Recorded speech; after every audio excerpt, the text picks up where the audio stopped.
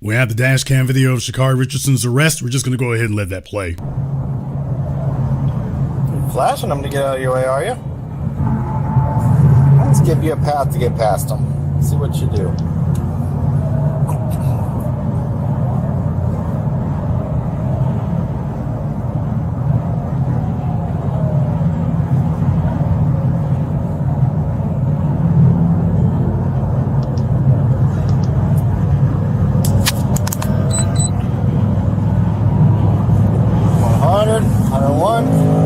Passing a car at 101, 103, 104.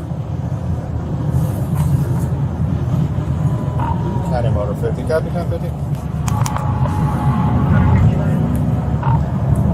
Gonna be 429 northbound at Stony Brook, Florida tag. On a gray Aston Martin, unknown occupants.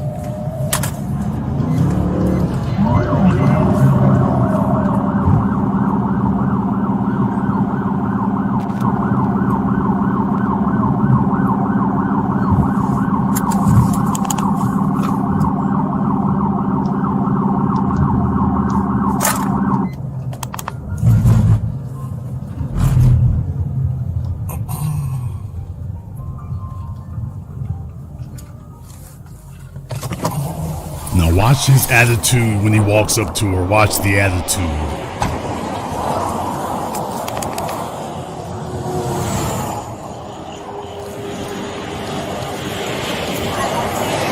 I would wipe that smile off your face. I'm Sergeant McDaniels with the Orange County Sheriff's Office. You're being stopped for dangerous excessive speeding. I understand my tire at the back is like literally on 29. So you're driving at 100. Hold on. You're driving at 104 miles an hour in a 65 mile an hour zone with subpar equipment, flashing people to get out of your lights, out of your lane, following too close, using every lane to pass everybody, cutting me off, passing a car on the inside shoulder with their hazard lights on.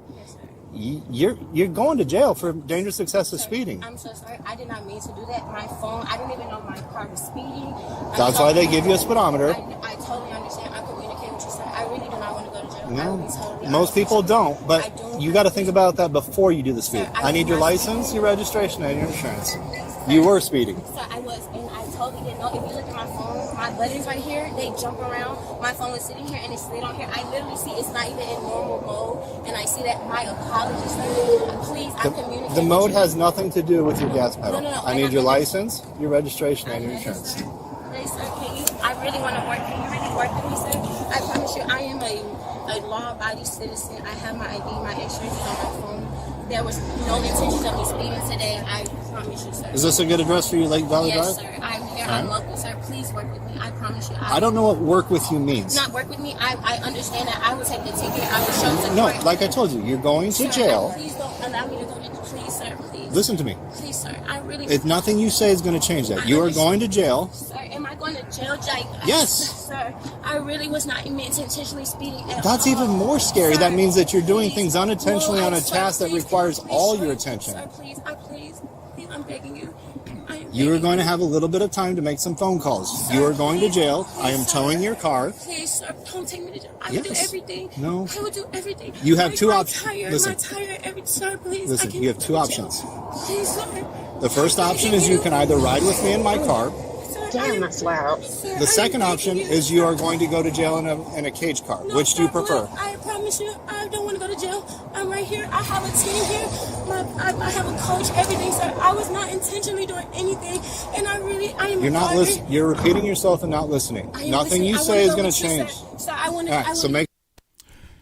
All right there. So you all have seen the dash cam footage there. I think that's enough of that so far here. So basically, yeah, this is her.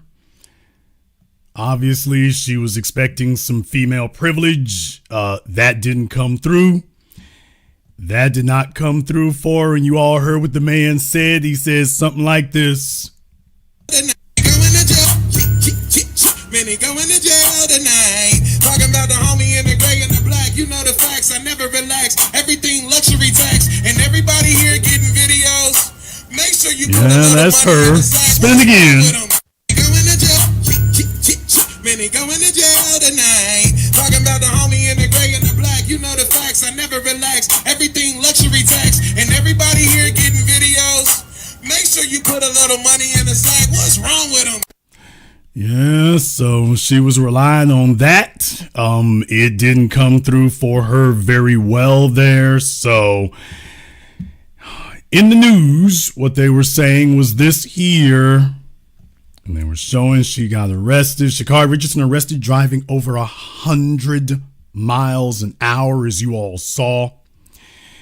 Sha'Carri Richardson, she got arrested in the Orlando area Thursday after what you all just saw there. Dangerously tailgating and traveling across lanes to travel to pass other motorists. She was flashing with her lights.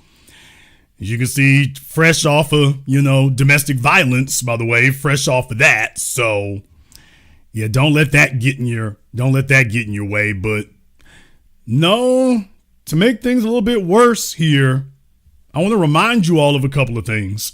First of all, if you all remember here, Sha'Carri got arrested up there in Tacoma after sitting up here beating up her boyfriend. She got arrested for that. But don't worry. In this society here, you got female privilege. You want to know what the real privilege is? Nobody's got as good as the women do. If you're a black female, you got it real good, because after the fellas in the NFL are like, what the hell? This would be the end of their endorsements. This was endorsement enhancement for Sha'Carri Richardson. Nike said, ain't no problem. They said, ain't no problem. Here's an endorsement for you. Diddy is sitting in prison like, are y'all serious? So don't ever again talk about what females got to go through. Females do not have it nearly as hard as men, period, point blank. And women know this. It's just, okay, just keep playing dumb so we can keep getting all these perks and benefits. And that was what happened when the man pulled up. She was doing all this stuff here because she was expecting that female privilege. Let's just be honest. You see, women, ladies, I ain't beating up on you here. We just got to read the mail. Women are accustomed to this. Women are used to the law just not applying to them. Women are accustomed, as I've been saying now for years and years, women are accustomed to the law not applying to them. Women are used to the idea that all they got to do is show some thigh or some cleavage or smile. And it doesn't matter what race or ethnicity or nationality of the male who pulls up. If she's a female, all she got to do is smile and she will get preferential treatment. Every female knows this. Then when they come around me and, oh, we are so oppressed. Nobody gets treated as badly as the black woman does. It's like, no. Perks, preferential treatment, of course. So we're not going to play dumb about that anymore. We all know that's the game. It's preferential treatment. We all know that. Only the simps and blue pill idiots sit up here and talk differently. You know what the hell it is. Okay, well, she went out there to go flex it that day. It didn't turn out very well. Now, what I want to do is I want to go back over this video one time for you here. I want to go back over the video now that you all watched it in the first place. I want to go back over the video here. So first of all, he had already seen her. Aston Martin DBX. Now, I don't know what interstate they were on down there or whatever. I didn't look into that. So I don't know if they're on Interstate 4 or 95 or whatever of where they are. There'd probably be 4 or something, I guess. Maybe Interstate 4. And Aston Martin DBX, an Aston Martin SUV, zooming its way down the freeway here. Now, she's going over 100 miles an hour and obviously must have been on some drugs again. She's never stopped doing drugs.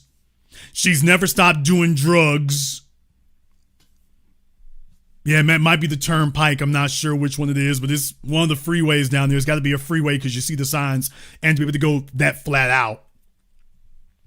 Okay. She's on one of the freeways down there to be able to go that flat out, to go 100-something miles an hour. And they drive crazy in Florida just to begin with, which is why Florida now has a super speeder law. So for those of you who are not aware, Florida changed their laws that now they have it's called a super speeder law. So the bottom line is what used to be what they would call reckless driving or speeding like 20 miles over the speed limit. Now you get arrested for that. That's not just what was you doing this time? Now it's you get arrested. That's what happens now. So she was out there in her Aston Martin SUV, or Aston Martin hatchback, really, to be totally honest, but Aston Martin SUV. Okay, she's zooming along, and she's just figuring she's doing like everybody else. Yeah, one of my people got hemmed up in Georgia, so Georgia has followed Florida's lead. So y'all better watch out there in some of these states now. You all got super speeder legislation. So going 20 miles over the speed limit is no longer just a ticket. Now going over is like, oh, get ready to go to jail with us. Now, here's the thing about it.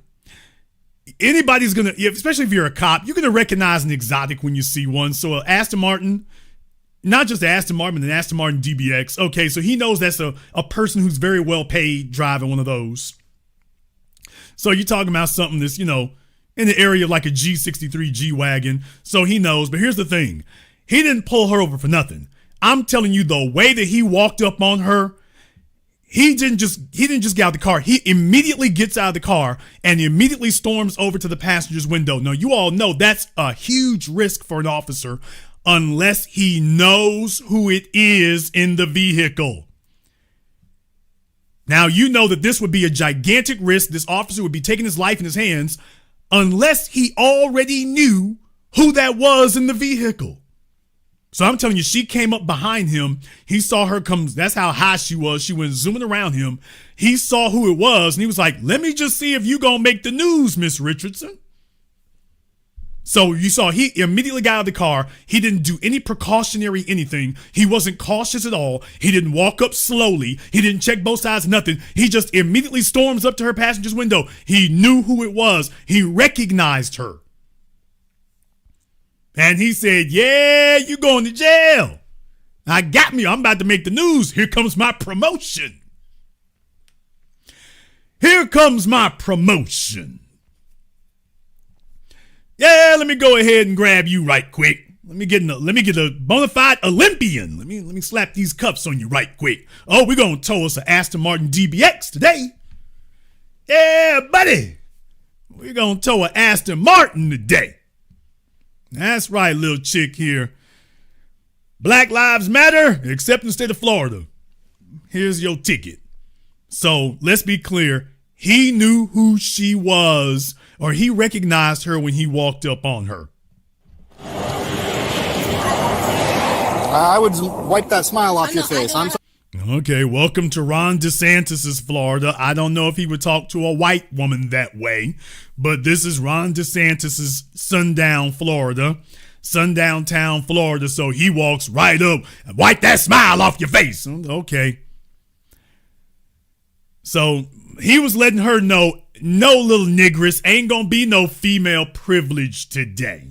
What you all are used to, what you all usually get or usually assume is, yeah, the men have to take the lumps. I'm a female. They gonna give me privilege. I can go to court. I can get out of a speeding ticket. They gonna give me privilege. And yeah, okay. Yeah, in the state of Florida, this is where female privilege comes to die. So, yeah. So she sat there high as a damn kite, figuring the worst that could happen if she gets pulled over. Then she sits up here and thinks she's going to start begging her way through this. By the way, that's the reason why the first thing he said was, you're going to jail. He wanted her to run. What? I'm telling y'all, he wanted her to run. He was ready to make the news. You all know police don't just walk up on your car and say you going to jail. Remember, they usually get you out of the car. They run your license. They make sure you can't get away. She's still sitting behind the wheel, and he's first thing out of his mouth is, you're going to jail. So, folks, he knew who he pulled over. He recognized her. He was hoping she would make it worse, which is why he sat there being antagonistic the whole time. People, for those of you who don't know basic police procedure, he didn't do any of the cautionary things they teach police to do. He immediately gets out of his car, immediately comes walking up to hers, immediately says, you're going to jail, while she's sitting behind the wheel. He didn't even say turn the car off. Whether the car is on or not doesn't matter. She's still sitting behind the steering wheel. You're going to jail. Why wouldn't she already was doing 100 miles an hour. There's no police training that tells you to do this like this. He is taking every single risk you can imagine. He was hoping she would try to drive off and try to get away. He was like, oh, I'm already going to make the news. Let me just see if we can do it big. Let's see if we can get you for a felony. So that's what I'm telling you all. He recognized her when she came zooming up behind him. He saw her behind him flashing her lights at other people. He waited until she way broke the speed limit. And then he comes up and pulls her over. He knew who it was. And then gets out. He's going to be antagonistic. He's telling her what's going to be. You going to jail. You don't say, come on, folks. Now, if this was one of those Latinos down there in Florida, in one of the MS-13s down there in Florida, do you think this is the way he would do this stop? Do you think he would do this stop like this if it was one of them Venezuelans or one of those Cubans, one of them Tony Montanas down there in Florida? Is this the way that this stop would have happened? Would he have just immediately walked up on the car? Look at it. Take a look at his hands, folks. Take a look at his hands. I'm talking about even if you're coming on the passenger side. So, okay, you don't want to be on the freeway side. That's irrelevant. Take a look at what his hands do. He immediately leans into the car. I would wipe that smile off your face. Okay, how many police officers have been killed for doing less than this? As I said, there's no police training that tells you to do this. All your training tells you never do this. How many police officers have been killed in the last year from just this position right here? He immediately walks up. He knew who he had. So your other YouTubers don't know this yet. This guy, I'm taking a look at his procedure. He knew who he had. He's violating every single piece of police training that they teach you to keep yourself alive because he knew who he had. He was hoping she would break out and try to get away because he's already got her. He already knows who it is. He was hoping to make this a big arrest. Let's make this a felony. But you know damn well if this had been a potential gang member, this is not at all the way you operate. This is not at all proper procedure. He's risking his life. And you only do that if you feel safe. So take a look. He immediately leans into the car. Now you know what he's doing, right? He's leaning into the car because he's sniffing to see if he smells drugs, and he did. How do we know? Because this is what the hell happened next. Damn! Folks, this is what the hell happened next. Christian Coleman, you know, the fella that Sha'Carri was beating up in the airport. Yeah, the fella she was beating up at the airport. Yeah, her boyfriend she was beating up at the airport. Well, he hasn't learned anything. So he stuck around long enough that busted for resisting arrest and drug paraphernalia. Nigga, what? During Sha'Carri Richardson's stop. Sha'Carri Richardson wasn't the only track star arrested on Thursday. Her boyfriend, sprinter Christian Coleman, was busted for drug paraphernalia and resisting during the traffic stop, TMZ Sports has learned. As I said, this dude came looking for some felonies. From his body language and everything he did, he knew what he had. He was out here on that freeway to rack up some felonies. We've obtained the arrest affidavit TMZ has from the medalist run-in with police, and it turns out it was a bit of a Team USA hangout of sorts with CC as well as former sprinter Tanisha Terry getting name dropped. So that means they're talking about in the affidavit. So they talking about everybody. They didn't just pull him over for nothing. He was there to make a name for himself. This cop pulled them over to make a name for himself. So I can tell you right now, as a person who's driven one of these, a DBX, fantastic vehicle, but if you're high and immature and stupid and not looking, it sticks out like a roach on an ice cream cone. You're not invisible. So she went out there driving as fast as all the other cars do and zooming past them because she's not very good for thinking. They go on to say here that the report states cops were driving north on State Road 429 in Winter Garden, Florida around noon on Thursday. Okay, now you know where it was. When a gray vehicle approached at a rapid speed. When using radar, the cop says the car at one point reached up to 104 miles per hour. The responding officer says the gray Aston Martin DBX was driving dangerously, tailgating and passing other vehicles, and appeared to be flashing its lights at other cars. So not only was she speeding, she wanted y'all to get out the way so she can speed even more, because she is the only thing in the universe that matters. The cop activated lights and sirens and initiated the traffic stop. When Richardson was pulled over, she claimed her back tire was underinflated and was the reason for her speeding. She also stated her phone accidentally hit buttons. Oh, please. And changed the car's settings, which she didn't know how to fix. Folks, that's not the way. The Aston Martins use the Mercedes command system, except if you have a very new one. But the Aston Martins use the Mercedes command infotainment system. So depending on what year hers is, but no. Long story short, to tell you all, no, that's not what happens. That's not how you change modes. And even if you change drive modes, that doesn't affect the accelerator. So folks, take it from me. No, that is not at all the way it works. Even if Aston Martin has their own infotainment software now, which is they're supposed to have now, bottom line is whether it's Command or whether it's Aston Martin's, no, it doesn't work that way at all. No, you don't drop a cell phone and it quote changes the car's settings. So she didn't even think it over. During Richardson's stop, a black Jeep pulled up in front of the scene on the side of the road, and Coleman got out and waited by his car. Nigga, what? So he swooped in to play Captain Save-A-Ho. He learned absolutely nothing. He learned absolutely nothing from that incident at Tacoma Airport. Nothing. Nothing in Seattle, from Seattle to Tacoma. He learned absolutely nothing from that experience. Nothing at all. So he strapped on his damn cape in the state of Florida. You see, I guess you all think you're going to get some Olympic privilege, or are you all really just that high? When the officer went to fill out paperwork, they say Coleman approached the scene of the traffic stop. That doesn't mean he approached the cop, though. And he had to be instructed to walk back to his vehicle. As he returned to his Jeep, the cop says he dropped an object in the grass. Boy, what in the hell's the matter with you?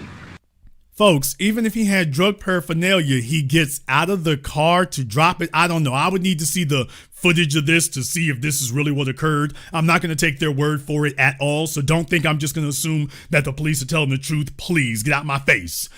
However, if it did happen like this, he's felony stupid.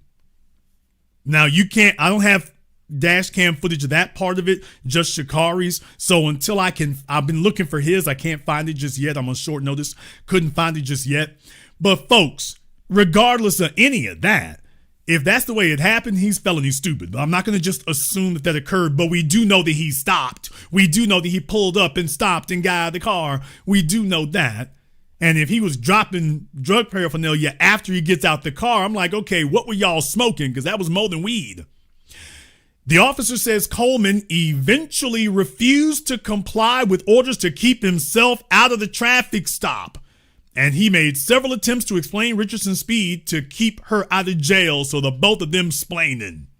Richardson told the officer Coleman was her boyfriend, but later, when asked to provide identification, the cop said he refused. He was placed under arrest for resisting. When Coleman's Jeep was searched, a, quote, glass smoking device was found in the center console, and the bowl area appeared to be used but cleaned, with a small amount of green leafy plant material on it, suspected to be cannabis. As I said, remember when I told you that the cop was leaning into the cars? He was leaning into them because that's what police are taught to do, is you're gathering more evidence. Do you see anything? Do you smell anything? For those of you who don't know, the fact that she lowered her window all the way, if this were an attorney knows, crack the window, don't let it down all the way, because you're allowing the cop to lean inside the car. So any incidental evidence or anything that he observes or sees or smells or picks up incidentally, that is now legally part of the stop. So for those of you who don't know, you just crack the window. You don't just let it down all the way. Even if the cop asks you to, he can ask. You say, sir, why'd you pull me over? When you let the window down like this, he's not leaning on here because he's bored. He's not leaning on here striking a pose. He's doing this to gather more evidence against you to see if there are any other accessory crimes that you've committed besides just speeding. Can I get you for speeding and drugs or weapons? That's not something he can see 5 feet away. And leaning as far as he can see everything in the car now. So in case you want to know, he did it with them, and then he did it with a boyfriend. He went on to post a $1,000 bond later that night, paying $500 for each respective, charge. After Coleman popped up, Terry arrived as well and wanted to know what was going on with her friends. She was eventually given a ticket for stopping on a limited access highway and was free to leave. So this cop was throwing around tickets like Halloween candy.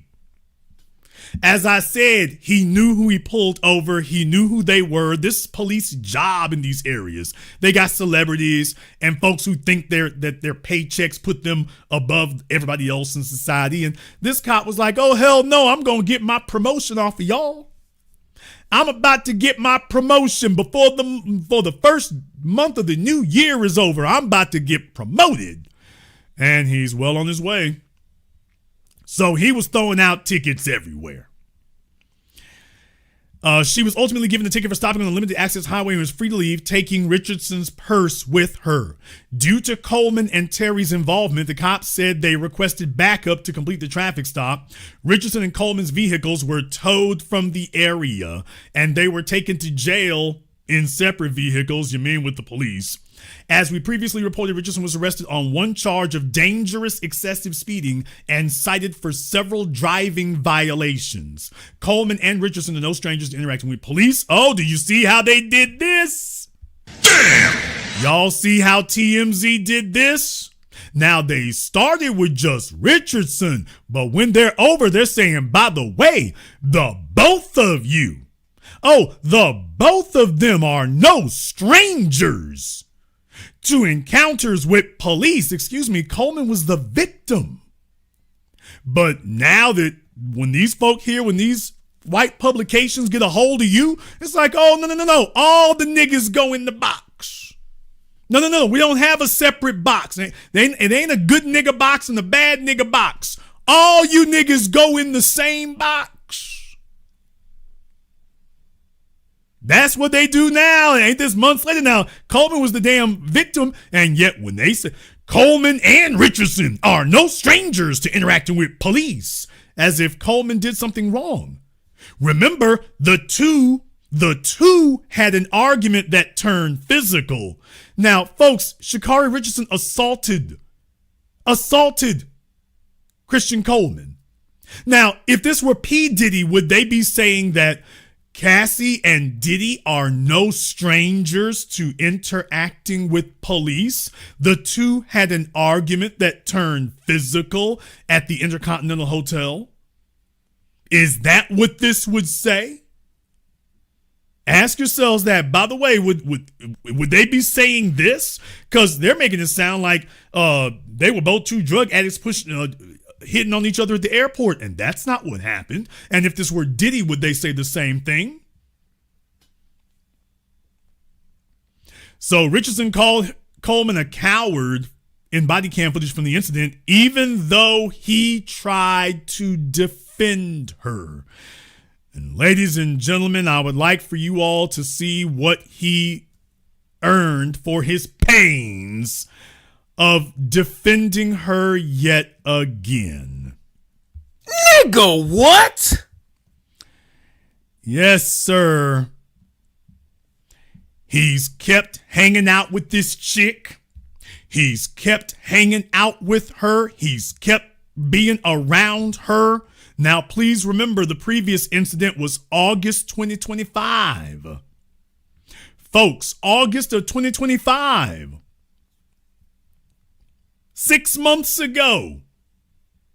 6 months ago.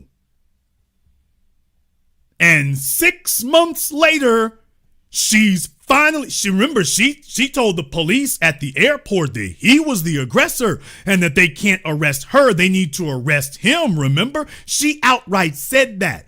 Everybody done told him that, but he been sleeping with her and he figures, oh, well, we're two Olympians. And besides, crazy chicks are awesome in bed. Well, this is what happens when you a little dumb young nigga in love. You're not used to triple X rated sex. She's got you doing drugs. And now she's helped you to ruin your life. Because y'all know this, the police tried to hit him with more charges than they gave her. Oh, we're arresting her, but when he shows up, they hit him with resisting. So they were like, oh, don't worry, we got a charge for you. So this is what happens when you are a little young, dumb, idiot fool.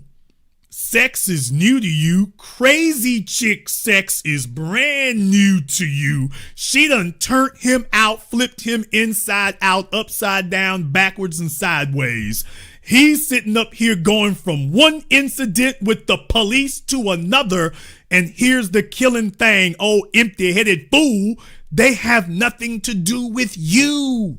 Even if you and Sha'Carri had both been doing drugs that day, Sha'Carri obviously can't handle her smoke. She can't handle her drugs because you were at least able to speed down the freeway without getting caught.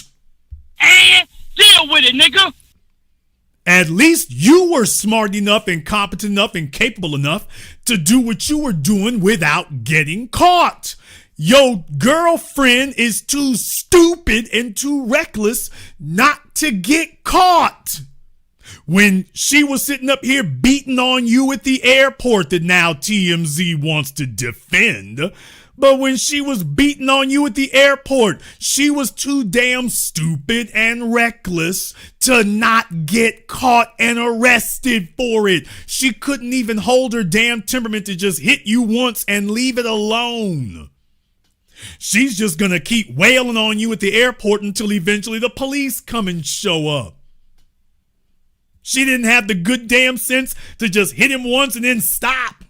If you're gonna be abusive females, y'all know that's what y'all do. Let me see if I can sneak a good one on him, and if I don't get caught, okay, let me wait till we get a mile away, the Rihanna treatment. What? She should have followed Rihanna's example. If you're gonna beat on a man, ladies, at least follow Rihanna's example and Evelyn Lozato's example. If you're in public, you might want to, if you're real mad, you're gonna sneak him one time, but wait till you get somewhere nobody can see y'all, and then you start pummeling on him. Like Rihanna and Evelyn Lozato and all the others. Just saying. In any case, yeah, folks, so he been laying up with her so long, and it's been so good, and he's gotten involved in her mess. This is what happens when a man gets bogged down with some destructive female. You start normalizing her chaos. You start finding that exciting. You become like the male version of the hoes looking for a bad boy. She goes, gets a bad girl. She's off in all kinds of mess. She's doing all kinds of stuff. So a little square oddball Russell Wilson dude ain't never had a chick like this before who was living on the edge. and doesn't realize, dude, she's on a damn suicide mission. She doesn't have the future runway that you do. Only now she's making sure you don't get one. You know why? Because we've already demonstrated what it is. Far as she's concerned, she will not be held accountable like you. I already showed you all. She's expecting, I'm going to get me another endorsement. Why, Nike gave, you can't threaten me. Nike gave me an endorsement after I assaulted my boyfriend, and the media sat up here and gave me a "you go girl." So I ain't got nothing to be scared of. Nike gave me an endorsement after I assaulted my boyfriend on video, after I got arrested. Okay, that's not the way it works for you, dummy. You're not gonna get the deference that she gets. You know why? Because I got to go here. In a system of white supremacy, they gonna keep releasing troublemaking hoes. Because take a look, she's a domino. She gets to knock down 3 or 4 more people. Y'all, they pulled over Sha'Carri, and Sha'Carri got 3 folk hemmed up. They pulled over 1 black female, and she got 2 folk arrested. With the females, you can get a 2 for 1, a 3 for 1, a 4 for 1, a 5 for 1. If you're really lucky, you can get some dead bodies. Damn! So they gonna keep little troublemaking hoes on the street. The police know that. Leave the little troublemaking hoes on the street. They gonna make sure you get to knock out 3 or 4 other people. You arrest the males, you get 1 person. You leave a broad out there, troublemaking ass broad. Oh, she's gonna make sure you get 3 or 4 people hemmed up, 3 or 4 folk arrested, 2 or 3 folk killed. That's what they want. In the chat room, you count. We're going to have you call up on Zoom here in just a minute. So glad you asked that. So glad you asked that. We'll have you call up on Zoom here in a minute. This is a message and a warning to all of the little Jolly Rancher booty fellas out here. You're new to the world. You ain't never had a chick who was in these streets. You never had a chick who was really secular.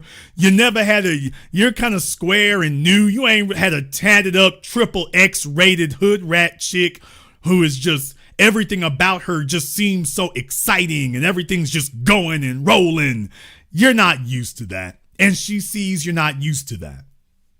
She sees that you're not leading, you're not used to it, and she doesn't belong around you. She needs to be next to another troublemaking dude whose life is headed for a dead end too.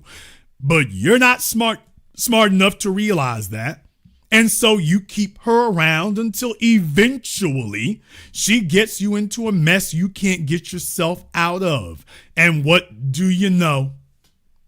Sha'Carri been getting in trouble now. She's got old Christian here.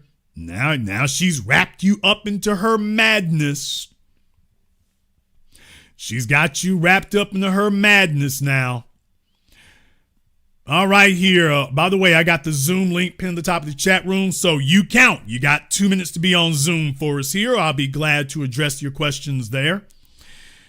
But take this as a cautionary tale. Fellas, these athletes are stupid as hell. And deal with it. These athletes are just big dummies. They're the biggest simps. Stop. Please do not delude yourself. The reason why females like athletes is because they know they can dominate them. What? Let's stop the bull crap. Females don't like athletes because they think that he is wonderful and intellectual and a leader of men. They like athletes because females will say like athletes, he's easy pickings. They see the same damn thing you all do. The females today are intimidated out of their skulls, out of their minds by a male that they can't dominate. So they know the athletes are well-paid baby boys. So when you call them out about that, they try to play stupid, but athletes are well-paid baby boys. They didn't earn what they have. They were given what they have by a fluke of genetics and our current point in history that pays you very well for it, because athletes used to not get paid anything. But in the last century, being an athlete is a very well-paying profession. Okay, but females know, oh, these are big dummies. Well, why would I sit up here and have to fight to earn a place with a man who has earned what he's got and has the mental and emotional and intellectual and social capacity? There's a big dumb jock over here, and all he needs is a female to lay up with. So yeah, there's about 30 of us trying to be with him. So I'll just go ahead and roll the dice, and if it doesn't work with him, that's okay. I'll just sleep with the whole football team. Oh, please. If that doesn't work, I'll just lay up with the whole football team. And by the way, most of the females who've been to college, most of you sorority chicks, oh yeah, what does your body count look like? Oh yeah, if I asked you about, when we check the paperwork on y'all's body count, by the way, what does your body count look? I'll be damned. Yeah, the whole damn football team, the whole damn basketball team, the whole damn baseball team, the hockey team if they got one, what? The cricket team if they got one. Yeah, the athletes, if your chick been to college and the athletes was knocking it down, the only ones who didn't get her were the ones who were busy with somebody else that weekend. So women are not stupid. Women just play dumb about all these things. They play dumb about being oppressed. They play dumb about not getting preferential treatment. They got preferential treatment. Their whole thing is to hope you play stupid along with them. No, this is what it is. They go for athletes because he's going to be a big dummy. And she will dominate him in a way which she can't really easily do with a fellow who's actually earned his. They go get a fellow who was just given his, not somebody who had to actually go through the mental and emotional development and work to earn it. That is the difference. That's the difference. So these athletes out here are just going to get took, man. They are going to get dispossessed from their money. A fool and his money never should have been together in the first place. Never should have been together in the first place. And as you all can see, they get them young. They get them early. These fellows are just walking into it out here chin first. They're walking into it chin first and aren't even protecting themselves. PJ Washington, we already covered that. Jumping from one hood rat to another. No disrespect, but hey, I'm just reading the mail. Fellas, if you are holding on to your mommy issues, that's going to be a problem. In the chat room, Marquisa needs to give me a call on Zoom. You got 2 minutes. By the way, YouCount is not on Zoom, so YouCount can be banned. Marquisa's got 2 minutes to be on Zoom. So Marquisa, so glad you said I'm wrong. We'll be glad to have you call up on Zoom and you can explain to everyone exactly what it is that I'm wrong about. So you got 2 minutes to be on Zoom for us here. And we will be very pleased to get you to explain to everyone where the error is in all this. Okay, Marquisa, you don't get to comment in the chat room anymore. You have been instructed. You have 2 minutes to be on Zoom or permanent vacation. If you have anything else to say, you can say it to me directly after you get on Zoom. You can't ask for a better deal than that. This is not your chat room, so you said enough. You want to get my attention. Congratulations, you got it. Now you're going to get on Zoom, and you're going to do the rest of your talking there. You're going to do the rest of your talking on Zoom. You're going to do that. So, no more of you in the chat room. You're done there. Let's go ahead and get you up on Zoom. Speaking of which, there's a bunch of big dummies out there. Oh, Stefan Diggs. Stefan Diggs is happy to finally be getting to the Super Bowl because this is the only thing that he has to negotiate with. What? Damn!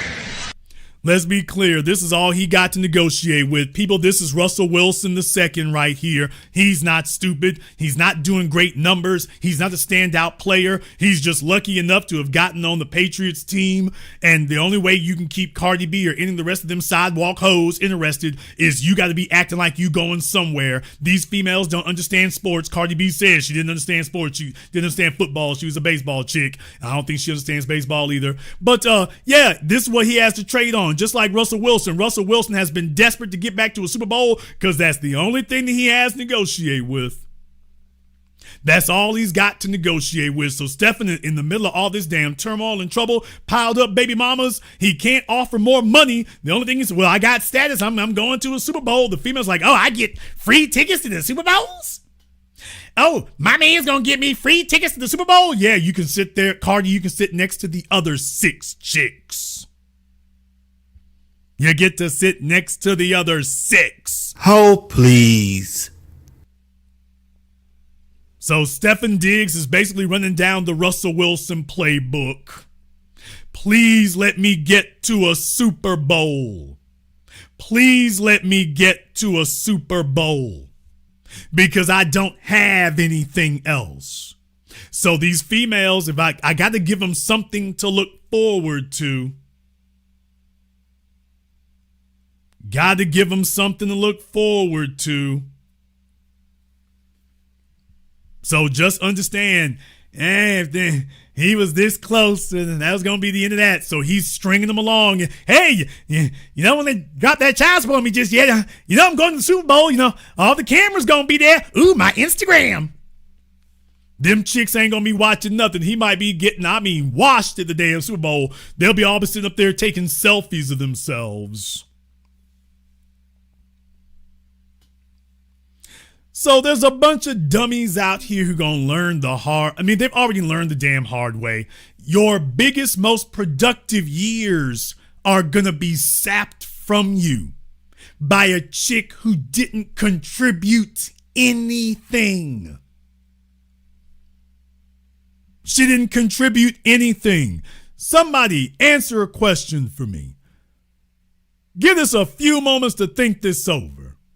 What is it that Sha'Carri Richardson has contributed to Christian Coleman? What in the world was she doing for him? What has she been doing for him that's worth all this?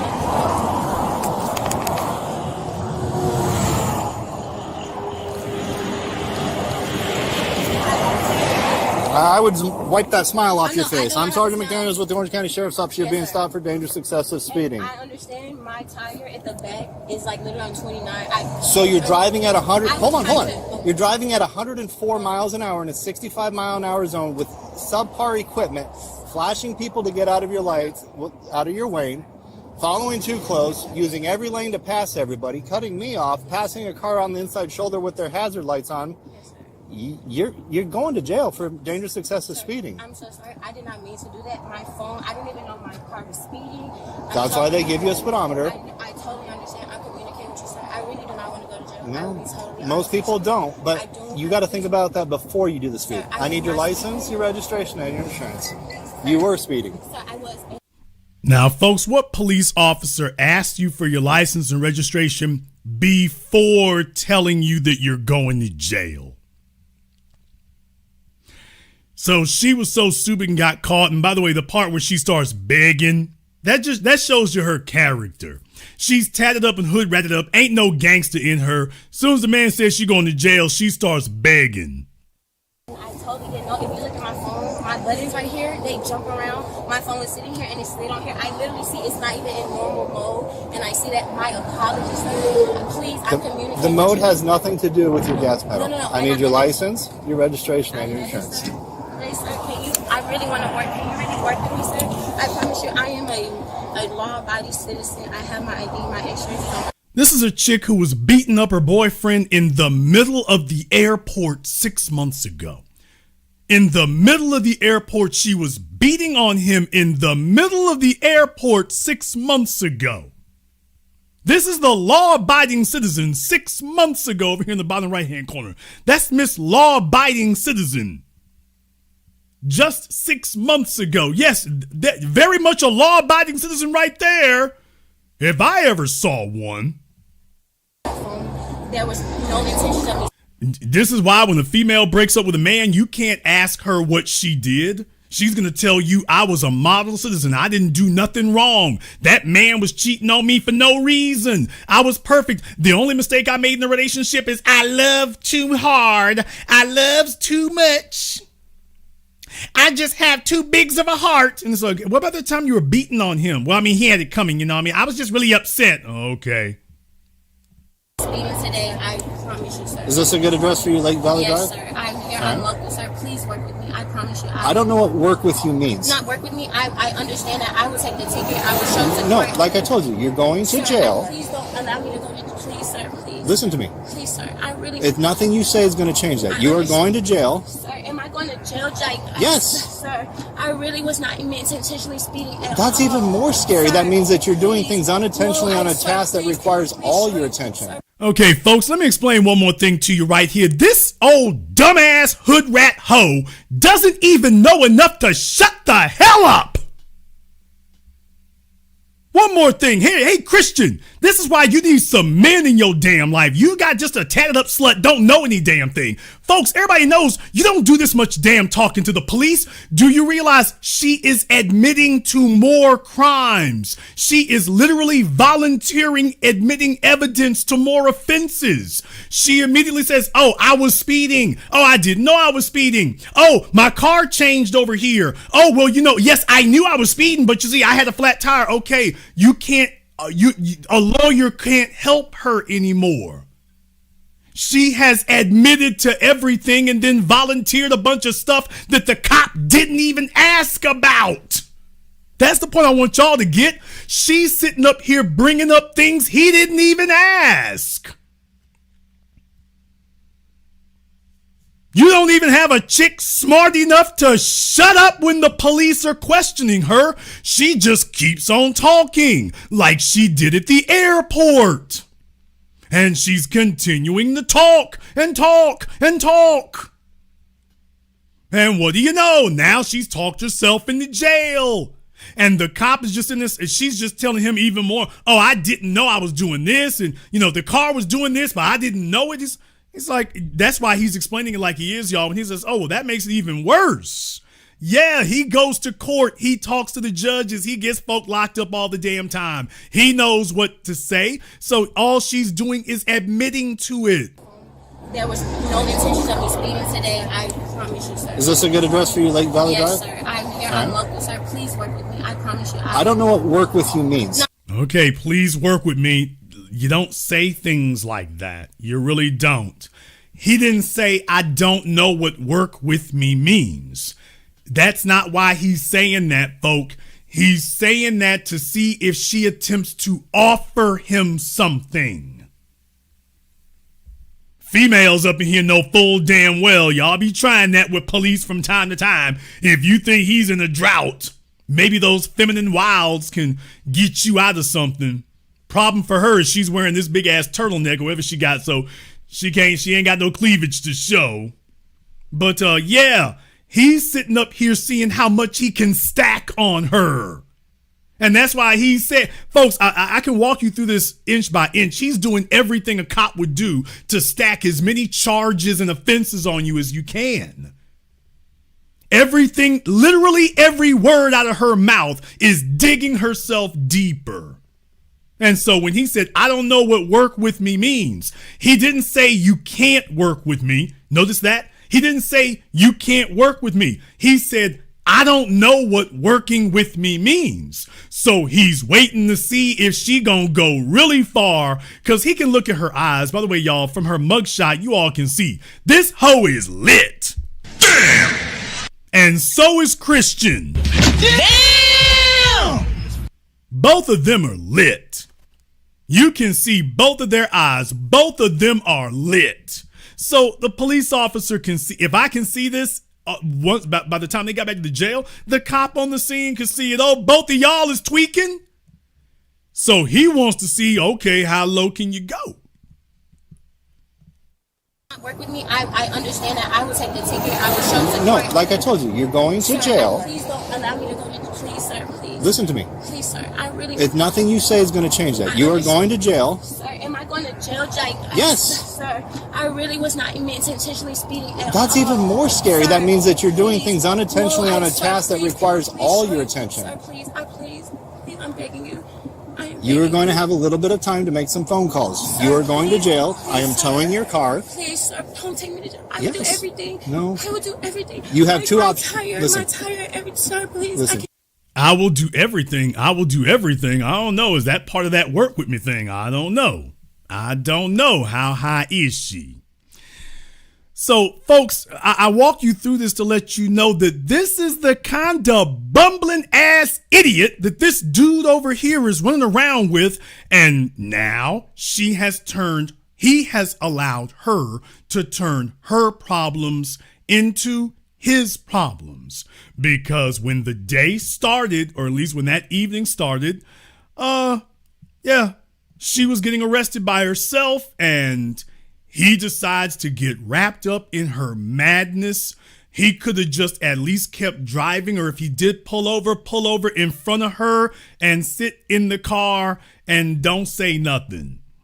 If the police come up or whatever, that's it. No, he's deciding, he went and did a Will Smith. I got to show her that we is rides or dies. I got to show her that I is really with. Is this the same heifer who was beating on you at the airport, man? Is this the same one?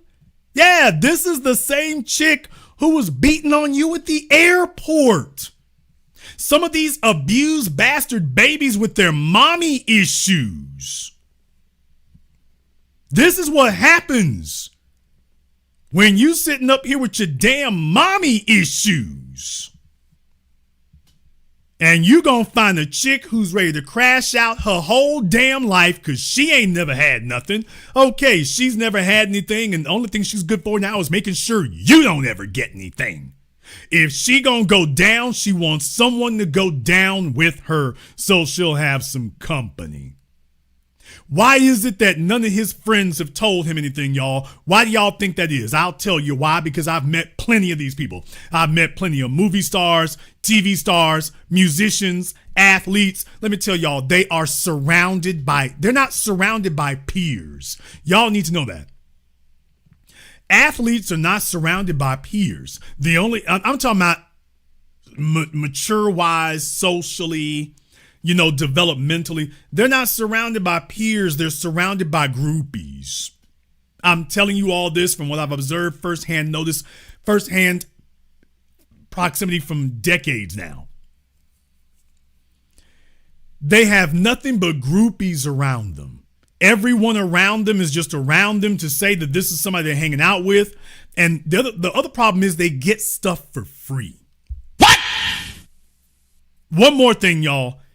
What in this crazy inversion of how things should work, when you're rich and famous, you pay less than everybody.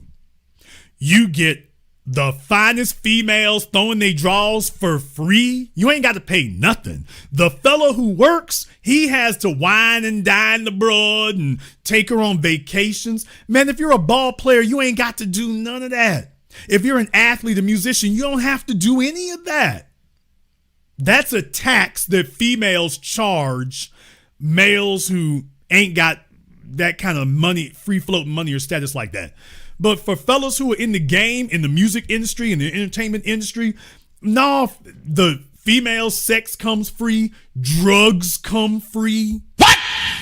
Folks, I know this. I've never touched drugs in my life, and I know this from first-hand witness. I've seen this over and over again with celebrities and stuff, man. Folks bring their drugs for free. People offer them, I'm talking about good stuff, good marijuana, good cocaine, good heroin. Folks offer, I'm talking about everybody is their groupie. In case y'all didn't know, everybody is their groupie and everybody wants in. So everybody, the weed man charges you, but for your favorite rappers, he dropped that off for free. They don't charge them. They don't charge the athletes. And everybody wants in, if for nothing more than to go tell their friends that, hey, I'm the plug for this basketball player over here. I'm the plug for this baseball player over here. So you see, their status and notoriety, that's their currency. You have to pay for it, but not them. Folks give them things. In the chat room, you're talking about jewelers. Remember Big Sean. Folks, you could never walk out of a jewelry store and didn't pay that man anything. Take out a $25,000, $50,000, $100,000 chain on an IOU. You could never do that. Big Sean, remember, it was like half a dozen jewelers and electronic stores and dealerships. They didn't even check his damn credit to see if he was behind on anything. Oh, hey, Big Sean, how you doing? Okay, here's the keys. Here's a chain. Here's some rings. Here's a Bentley Bentayga.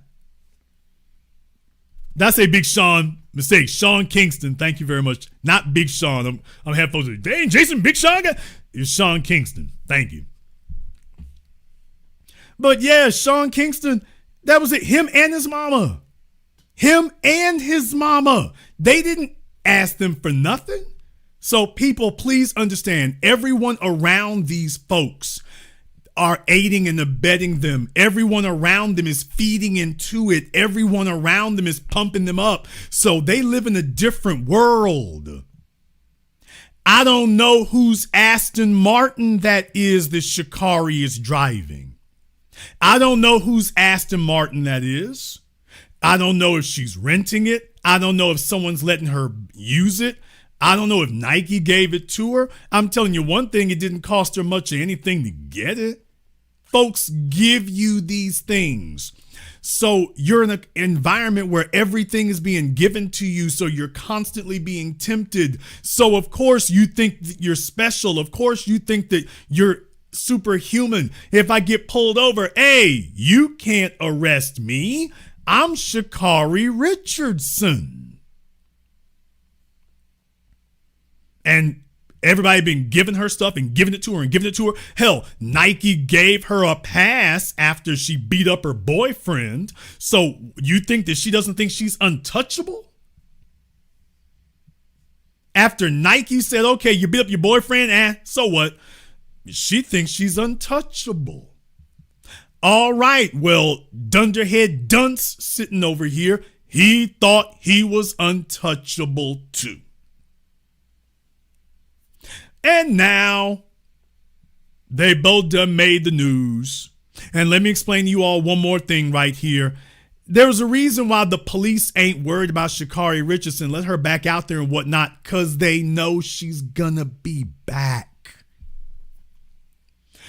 Law enforcement isn't operating under any illusions. They know Sha'Carri gonna be back. They know that Sha'Carri is a repeat offender. They seen her on television. They know she's going to be back again. She's going to do something else that we can arrest her for. And when we do that, we're going to drop all these other incidents on her too. So you see, that's how somebody like her, they let her keep running around because they know as she going to be back. She'll be back. We're going to have plenty of chances to arrest her. But you see, for her boyfriend, that's going to be different. We're going to see if we can get you with a felony. We're going to see if we can get you with multiple misdemeanors. We're going to see if we can get you on the 3 strikes. We're going to try to get this paperwork going to get you behind the 8 ball because we see that you're stupid and silly and you're going to keep getting into trouble. Yeah, but what we hit you with is going to be different than what we hit her with. She's going to get more leniency than you do. That's how they gonna do the black males. The black females get the kid gloves and the soft treatment. The black females get preferential treatment. The black male is, oh, no, we gonna throw the book at you. See, for you, we getting your files started for you. We getting your files started for you. So, yeah, we're going to go ahead and keep up with this right here. You're going to give us plenty of opportunities to keep hitting you up. For her, we'll run into her about 5 or 6 more times. She's going to keep coming in and out the system and keep thinking she's going to get, a slap on the wrist every time she shows up. But for you, oh, no, we're going to stick you with something. We're going to stick you with something. And that's the way that's going to work for that. However, you might disagree. Therefore, the link to the Zoom is pinned at the top of the chat room there. Marquisa hadn't called in yet, so Marquisa is going to get banned. But for anybody, if you want to disagree or whatever, if you think I'm wrong about something, the link to the Zoom is at the top of the chat room there. You're more than welcome to give us a call. Please make sure you have your camera and your microphone turned on. YouTube is not going to see you. That's only to make sure we don't have any trolling issues. So, you're more than welcome. Go ahead and give us a call. YouTube is not going to see any of my callers here as long as you're not trolling. Just make sure you have your camera and your microphone turned on for us here. It's a Friday night, and there are lessons to be given in this regard. So there's a lot more I want to get into here in just a moment here. But before I do, I want to thank all of my people here for contributing to tonight's program on PayPal, Super Chat, Venmo. Shout out here to Sir Shy. Thank you very much for your support tonight, brother. We appreciate that. Everybody dropping the $2 bills tonight. They treat me like a stripper. What? Everybody's dropping $2 bills in here tonight. Sir Shy, single fathers here. Rodney Scott, Technical Brute, Zavon Scott. All right, everybody's throwing bills up in here. I mean, single bills for me. I'm not sure. Is everything all right? Yeah, man, is everything all right? They just throwing single bills tonight. What'd they say? We at the end of the morning, Jason, we ain't got it. We ain't got it. I ain't mad at you. But they throwing single bills tonight. So either they ain't got it or they missed the club or something. Hey, he's back. There are many lessons to be learned here tonight, from Christian Coleman to Stephen Diggs. Stephen Diggs in particular is another one here. This is what happens when ability meets stupidity. You're not supposed to have a dammy chain link fence of females sitting up here in your damn pockets in your prime years. You want to know why it is these athletes can't contribute anything and can't do anything for the community? Because they got hoes off in their damn pockets. And by the way, those are just the ones you know about. A bunch of these athletes got hoes. They have, agreements. They got lawsuits that had to be settled. A bunch of these fellas out here got lawsuits that had to be settled. I ain't beating up on Shannon Sharp. I'm talking about folks who still playing. Y'all. That's a normal thing for athletes. That happens all the time with athletes. A chick gets pregnant. A chick sits up here and accuses you of something. She lying through her teeth. Oh, I'm going to go to the media if you don't pay me $10 million. She's found some scumbag attorney. Pay her $10 million or we're going to the media. So these fellas end up sitting up here paying them off to keep them silent. This happens to athletes all the time. This is a normal thing. Even your favorite athletes. Yes, if you're thinking about him, yeah, him too. A bunch of these fellas, the reason their money ain't never gonna be straight is because during their prime years, they gave it all away. Or they had females in their damn pockets for 2 decades. So let me get this straight. Your playing career is 5 years if you're lucky, 10 years if you're extraordinarily lucky. And it's going to be a platoon of hoes in your pockets for the next 2 decades. You're only going to play for 5 to 10 years, but them broads going to be juicing you and milking you and bleeding you for 2 decades. Because you got overlapping sluts. So even once you get done with one, there's a 1 down, 5 to go.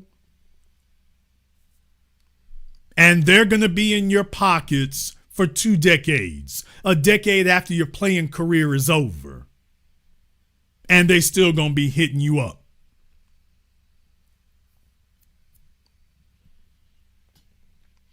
You are easy marks and stupid and dumb. And there's a reason why once their playing career is over, that's it, man. They self-destruct. Nobody's going to talk about you. There's nothing to talk about. There's nothing to talk about. All you're going to be sitting up doing is whining about what could have been, but it's nothing to brag about. Nothing to brag about. There won't be anything to add to it. And when he eventually breaks up with Cardi B, it's going to be like, okay, she's going to be talking about him like a dog. It's like, okay, we'll just throw her on top of the pile with the rest of them. Okay, but the problem is he's going to get taxed. He's going to get taxed. And that's what happens to him. Once these fellas go off and go get one hood rat pregnant, they just, oh, well, in for a penny, in for a pound. They just basically go full nihilistic and then just go get everything pregnant. They just go laying on top of everything because he's in need. Let's be very clear. Cardi B has not been treating Stephon Diggs the way she did Offset. Y'all don't see. Now with Offset, she's sitting up here literally talking about she hopes getting on Instagram Live. I hope you die and you're no good, and cursing him out and wishing death on him. Stephon Diggs got her pregnant, then gets another chick pregnant, and she's sitting up joking about it on Instagram Live. She took to Instagram Live to joke about that, the very same thing that she was wishing death on Offset for. Now, if she could smile and make jokes when Stephon Diggs did it, why is it that she couldn't continue smiling and making jokes about Offset, the man that she is still married to? Or at least I'm pretty sure she's still married to him. How is it that Stephon Diggs doesn't get cursed out and death wished on him? Why is it that doesn't happen? Because she knows not to act stupid. At least at the beginning, she trying to get something. Yes, y'all, she wants a ring from Stephon Diggs. She wants Stephon Diggs to marry her so she can have some leverage. She wants to prove she can do it even though he is the low-hanging fruit. And she wants to prove that she can pull it off, but she also wants him to marry her so she can have leverage.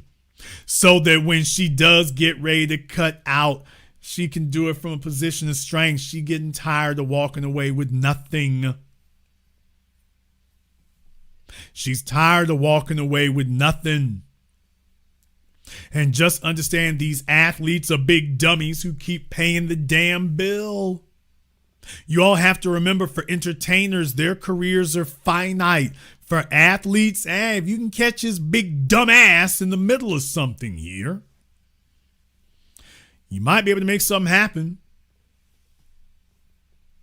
Might be able to make something happen. So she wants a situation where she got some divorce. The problem is that Stephon was the only thing she could actually grab. So she doesn't really have leverage there, although she wants it. She wants it. So Stephon Diggs, one of these dudes here, what happens, y'all, in case you want to know why these athletes keep doing this, most of your athletes are dealing with mental health issues. Nigga, what? Seriously. Most of these athletes are dealing with mental health issues. You all are used to that from your entertainers. You're used to that from folks who are in the music industry or the movie industry. You're used to hearing that about them. But for your professional athletes, it's very, very much the same with them too. Most of them are dealing with mental health issues. They're worked all the damn time. They get injuries. They're scared. They're always in a state of anxiety. Am I going to make my next contract? Am I going to get injured? Am I going to be able? Y'all seen a bunch of players this year. ACLs, MCLs, a couple of them with some very, very unpleasant injuries. A number of them with some injuries this year that was pretty nasty to look at. I'm not even getting into CTE. I'm not even getting into concussions and stuff that happened 10 years later. I'm talking about the right here and the right now. We don't even want to get to the stuff down the road. I'm talking about right now in the middle of their prime playing years. I'm not even going to I'm going to spot you the CTE and say, we'll just put that off for a decade. It's even if CTE didn't even exist, this is bad enough like it is right now. It's bad enough for them right now like it is.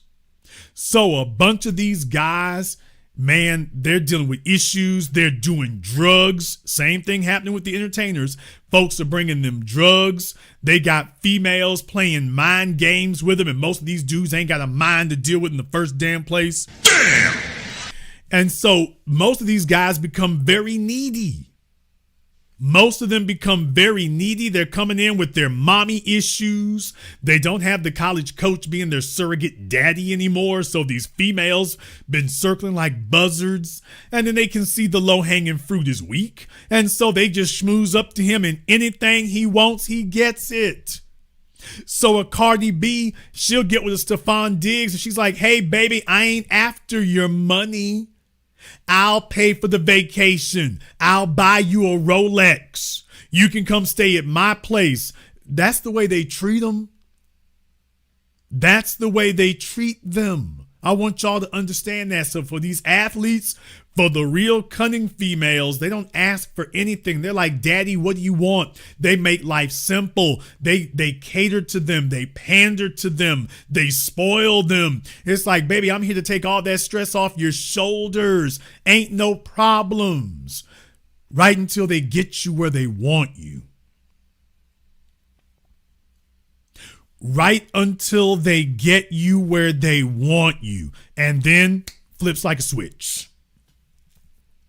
Flips like a switch. Next thing you know, she's cursing at you, yelling at you, demanding things, telling you ain't no real man. Off they go. Off they go. This is most athletes. Most athletes are like most male celebrities. They're very vulnerable to females.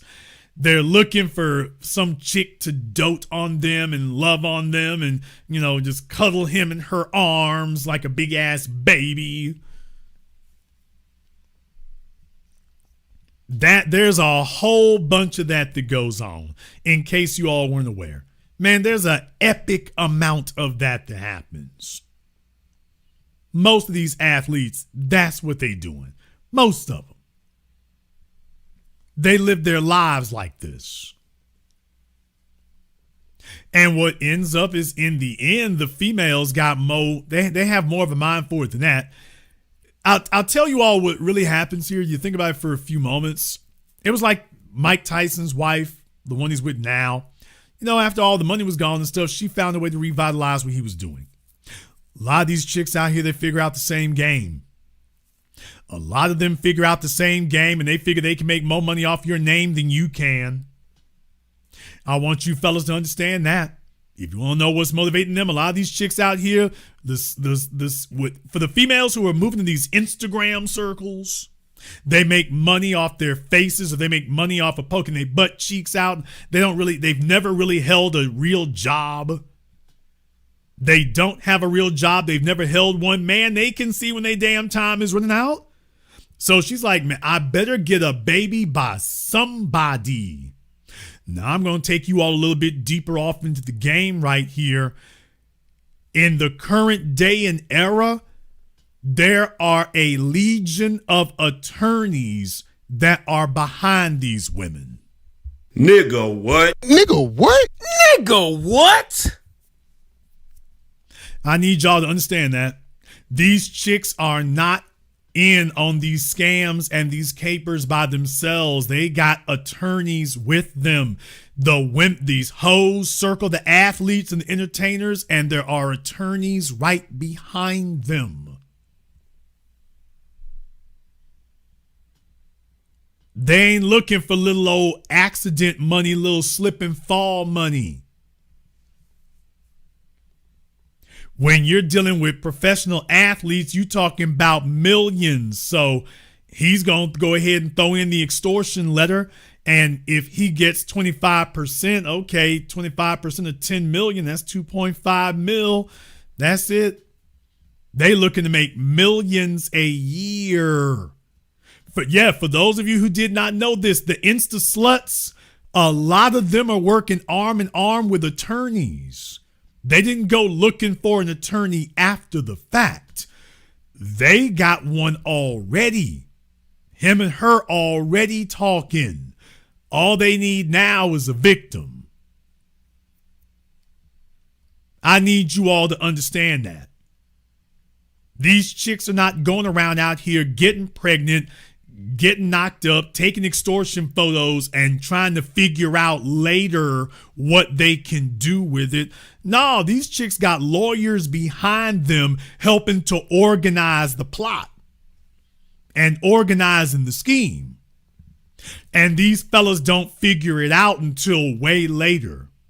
It's later that they figure out, I'll be damned, she already knew this attorney. She already knew him.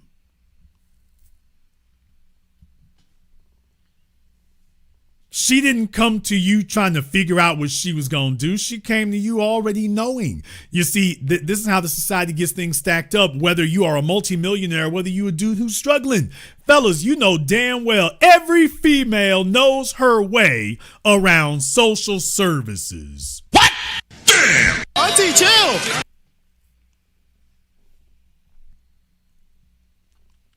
Every female knows her way around social services. Any chick in here who's a single mom, she already knows the state buildings. She already knows all the benefits. She already knows all the government programs she can get. Now, that's for your local average run-of-the-mill chick. Nothing extraordinary. This is just your average run-of-the-mill female here. At the low level. So how much more complicated do you think it is when they start moving around professional athletes? These chicks don't sleep with the athlete first and then figure out what they gonna do. She's got a whole game plan walking in the door. You know why? Because they all, I didn't say some, I didn't say most, all, A-L-L, all, they all have a homegirl who done ran the same damn scheme. Damn! Most of the females in here now, you're having to settle for reality, realizing you ain't never going to be a pro athlete's woman. He's never going to marry you. But fellas, why do you think all these chicks, including in here in the chat room, will sit up here and tell you that they used to date a ball player? They used to date an athlete. Date means she slept with one time. Okay, but she's not alone. Ask her if one of her girlfriends has done the same thing. All, A-L-L, all of them are going to say yes. Fellas, if you have a female and who lives in an NFL city, NFL franchise city, yeah, if she says she done slept with an athlete, that's because she has a homegirl who's done the same thing. And homegirl told her, by the way, here's what you need to do. Here's where I messed up at, and here's what you need to do. You know he ain't nothing but a big ass trick. Girl, he'll sleep with anything. You hear that from chicks who sleep with athletes all the time, behind their backs. Oh, girl, he'll sleep with anybody. So when you do get with him, do this right here. Don't do this over here. That'll make him suspicious. He might get offended at that, but do this over here. So they coach each other on what to do with these fellas. Fellas, women don't hang out in sports arenas or around athletes because they understand sports. If they did, men would be a hell of a whole lot happier. Women don't understand the damn sports. Women go where the money is. Women go where benefits are being given out. Women go where that's happening. Women don't guess their way through these things. Women don't go to the clubs because they don't get free gifts. Women go to the club because they do. Women don't go places that juice them for money. Women go places where they get given stuff. They go to the club because they get given things. They go to the ball game because they get given things. They go to concerts because they get given things. Folks, Usher was sitting up here serenading big fat ugly chicks at his concerts. Intervention! Y'all saw that. Usher wasn't just sitting up here singing to Keke Palmer. Remember Shannon Sharp got in trouble because this rotund female? Usher was singing at her too.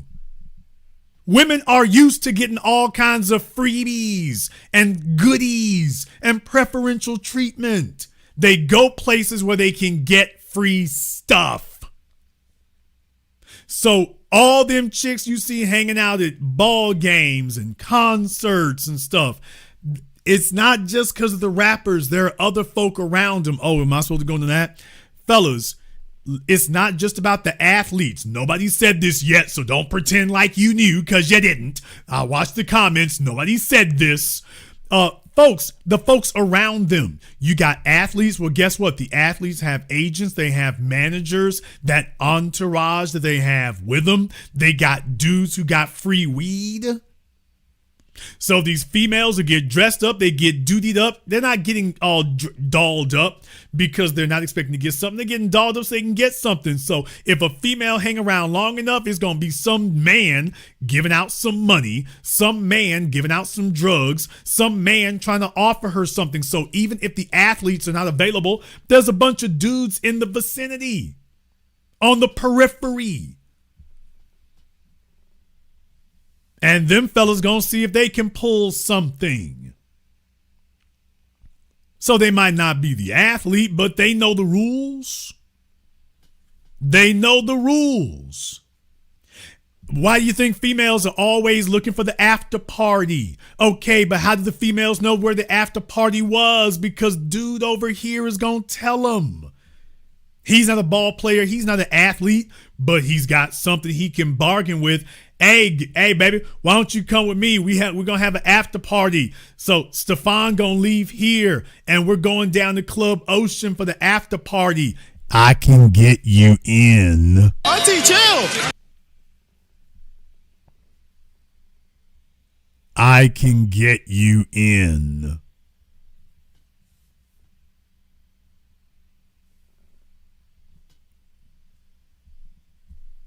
It goes like that. It goes like that.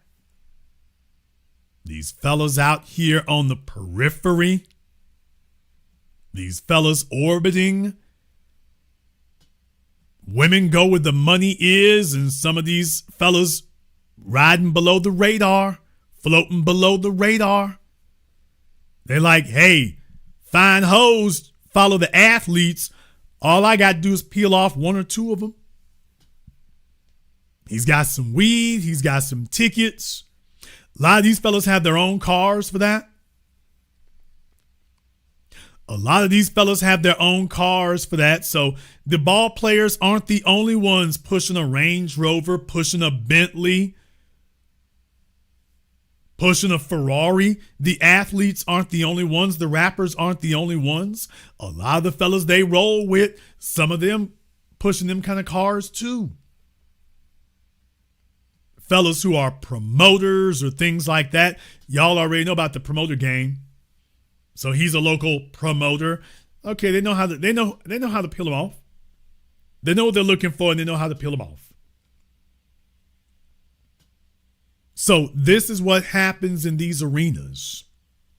These fellas are sitting around out here floating around, and the women are not following them because they're guessing if you got something. They're following because they know what they're going to get. They just know they got to stick around long enough, and even if they don't get to the man at the top, they'll get to a second or third stringer. She's not going to walk away with nothing unless she just leaves.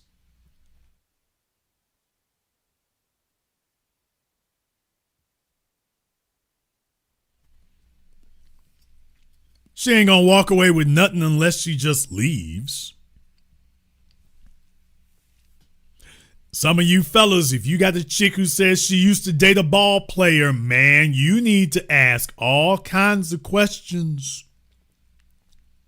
Fellas, if you got a chick who knows her way around the club, who knows her way around the rope line, who knows her way around a NBA stadium, damn! I suggest you ask more questions. I would suggest you ask more questions. Because that's going to matter right there. That's going to matter right there.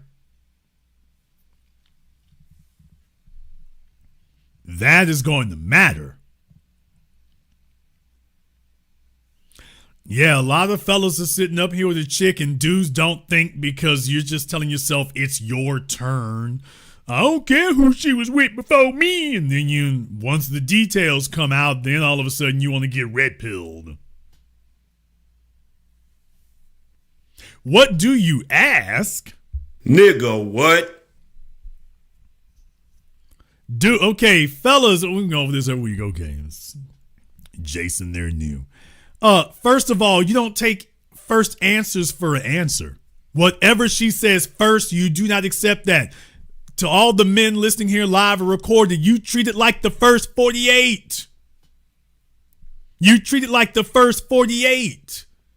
You don't sit up here and just ask her once how it happened. She's going to sit up here and tell you nothing occurred. I hung out with him. I mean, it was lame. Oh, how long were y'all together? Not how many times you see him. How long were you all together? And whatever she tells you, do not accept the first response for an answer. You always circle back to that and ask again. Reword it and ask it again. Ask if he did any drugs. So these are details right here. She's going to claim she didn't know anything. She's going to claim that not very much went on. Okay, start asking details about him. Ask, did he do drugs? Ask, was he hanging out with thugs? Ask, was he skirt chasing? Ask what he liked to do. She's going to start giving detail. Well, obviously, she spent more than a few minutes around him. Obviously, she spent more than one evening with him. Obviously, they did more than just go to Olive Garden. So, fellas, you ask these questions. You don't just ask once. You ask more than once. Ask what she did with him. If she doesn't go into, because if she went out with a ball player, she's going to remember every detail of that. She is going to be able to walk you through that evening inch by inch. If she was talking to her girlfriends, she'd be giving you the blow by blow. If you ask her about that and she doesn't want to give any, all of a sudden she tells you nothing happened and there were no details or nothing, that's your first clue. How the hell did you have such a special, if people ain't just dating ball players all the damn time, how did she have such a special experience and she doesn't know anything? Nothing happened? She doesn't remember anything? She's giving you no details? Bruh, that's because she doesn't want to let you know that she got smeared. She's not going into details because she knows that the more details she goes into, the lower you will think of her. So she's just going to leave it at, oh, we went to dinner. It was lame. You know, it ain't nothing. No. I want all the details. This is where males mess up at is y'all have chicks out here who you don't want to know who she was with and what they were doing. No, you need to know who she was with and what she was doing and where they was at and how it went. This is how you find out if she slept with a girl. Oh, speaking of chicks who sleep with girls. Damn! Hello, Sha'Carri. Oh, yeah, speaking of chicks who sleep with girls. Hello, Cardi B. Damn! By the way, yeah, all these crazy chicks, crazy and bisexual, at least same-sex experience, go hand in hand. So, fellas, you ask questions and you continue asking questions. Demand details. Even if you don't know the questions to ask, just, hey, how did it go? Who was it? How did y'all meet? And demand details. The details will lead to more questions. If you're not able to get more questions when you're given more details, you might just need to settle in for a life of tasting other men. What? Yeah, fellas, if you don't know how to have a detail and say, okay, let me ask more questions off of that. If you don't know how to do that, you might just want to settle in for smelling other men's brute on a chick that you with. You might not be able to get away from that. You might just have to get yourself comfortable, with smelling another man's armpits on your chick, because it's just we can't spoon feed everything here for you. Ask questions, continue asking questions, demand all the details, the who, what, when, where, why, how did y'all meet, where did you meet, what does he do, what does he like to do, where did y'all go? Oh, you sure? How could you have been with him that long and you didn't XYZ? If he's doing drugs, how were you with him and you don't do drugs? Where did he go to? What was the craziest thing you saw? You should be asking all those kind of questions. And then come back and ask again, do a follow-up and see if the answer changes. But do not accept the first response for an answer. That is not all the details. It isn't. If she dated an athlete, a celebrity, or whatever, that's not all the details. She didn't go there to do nothing. She went there to do something and do it big. Okay, you need to know the big damn details. That nigga might have had cameras rolling. You think Diddy is the only one? Please. A female doesn't give up an athlete. If she was dating him and laid up under him and she isn't today, that's because the nigga dropped her off. And that's why she doesn't want to go into the details of it, because she does not want to let you know what she did. She does not want to tell you that she went backstage at the damn Clippers game and then she got clipped 30 minutes later. She doesn't want to tell you that. If you keep asking for details as a man, you're going to start putting together a timeline. So fellas, if you want to know how the questions go, simple way, put together a timeline of the events. How did you two meet? When did you meet? Where did you meet? What happened next? What did you do? Where did you all go? How many times? Okay, later on you get to when he dropped her. But fellas, Jason, what do we ask? Put together a timeline. Ask questions that allow you to put together a timeline. You want to know where it started, what they were doing, and walk through everything. You want every event. And you're going to start getting details eventually. You will start getting details. The details will start coming in, and don't be surprised if you start hearing some unsavory things that make you start thinking less of her. Oh yeah, one more thing, fellas. You ain't gonna like this, but I'm gonna drop it on you anyway. Ask her how much money he spent on her. What? Damn! Oh yeah, ask her how much money he spent on her.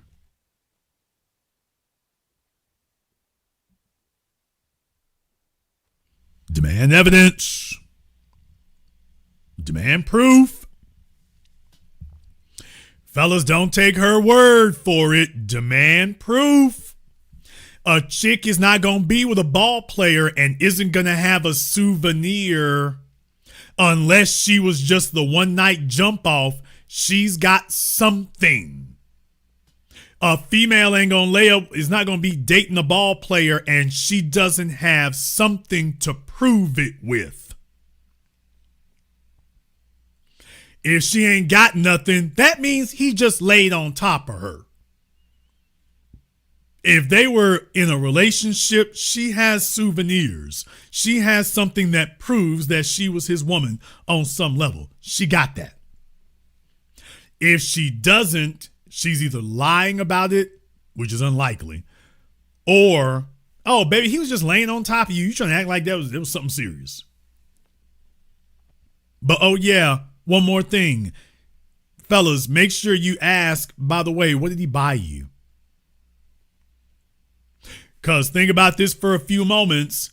If that fella didn't have to spend any money on her, if he didn't have to take her on vacations, and if they went on vacations, she should have proof that they did. Don't you all be silly dudes out here letting chicks get over on you being silly. If she was hanging out with him, she's got proof. She is not going to go on a vacation with a ball player and ain't taking pictures all over the damn place. So if he did that and he paid for it, she got it. She has the documentation to this day that she did that. Now, if she doesn't show it to you, it's because she doesn't want you to see it. But women do not spend their whole damn lives dreaming of getting to that moment, and then they get there, and then she gets rid of any proof or documentation that she had that. No, she's got it. You know, females document everything. They take pictures of everything. They take selfies of themselves everywhere. If she did that, she did it. She did it. Okay, well, if dude didn't do none of that, why is it you do? Hey, wait a minute now. No. If he didn't have to take you on vacations, if he didn't have to wine and dine, if he didn't have to pay your rent. Oh, please. If he didn't have to pay your damn rent, if he didn't have to buy you an Aston Martin, if he didn't have to buy you a G-Wagon, if he didn't have to do any of that, how is it that she rolls up on you and pushes up on you and is telling you what you have to do? If she was with a ball player and he didn't do any of that, then you might want to wake your little silly ass up and find out, by the way, why do I have to do that? Yeah, baby, I mean, if you was laying up under Grant Hill, you was laying up under Dwayne Wade, you was laying up under Kevin Garnett, and yeah, they didn't pay no rent. They didn't buy you any flowers. They didn't do none of that. But you telling me you can't be with a man who don't pay $200 for a date?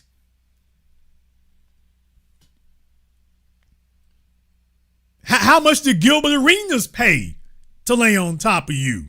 And deal with it, nigga. How much did Gilbert pay to lay on top of you? Okay, y'all was in a relationship. Okay, how much of your bills did he pay? I need fellas in here to ask some questions. What I'm saying is, I think you gonna feel some kind of way when you sit up here and got a chick and she tells you she used to date an NFL player, and then you find out he didn't pay for nothing. She gave him whatever he wanted just so she could be in his presence, and she gets with you. Ain't nobody offering you a lead contract, and she's telling you all the things you have to do. Stuff to the fella who was 100 times your value. She didn't demand any of that from him. None of that. So fellas, yeah, you need to know where your chick been. You need to know who she been with. You need to know what they did. You need to know how they did it so you can find out whether or not you getting a raw deal. And no, don't take her first response as the final answer. And yes, follow up on it and make sure. And you come back to it a couple months later and then check in one more time to see if the answer changes. Might want to check in a few months after that too to see if routinely check in to see if those answers start slowly migrating. When females are being dishonest, their answers start to slowly migrate. They start slowly sliding, and next thing you know, they drop a detail that they didn't drop before, or they sound a bit uncertain about the answer that they gave you. Same answer she gave you before, but she doesn't sound so certain about it. It's like, okay, let me follow up. Hey, I thought you said you only went to one dinner with that dude. Well, yeah, there was this party we went to on New Year's. Wait a minute, you didn't say anything about a party before. See, that's when you sitting there taking a look at how deep off in this thing you going with her and saying, wait a minute now. This was a tidbit and some details I wish I needed to have at the beginning, because this would have determined whether or not what I'm going to be doing. This determines that. So if you was with an 8-figure nigga and he wasn't doing any of this, how is it you end up with me and all of a sudden I got to blow a bag?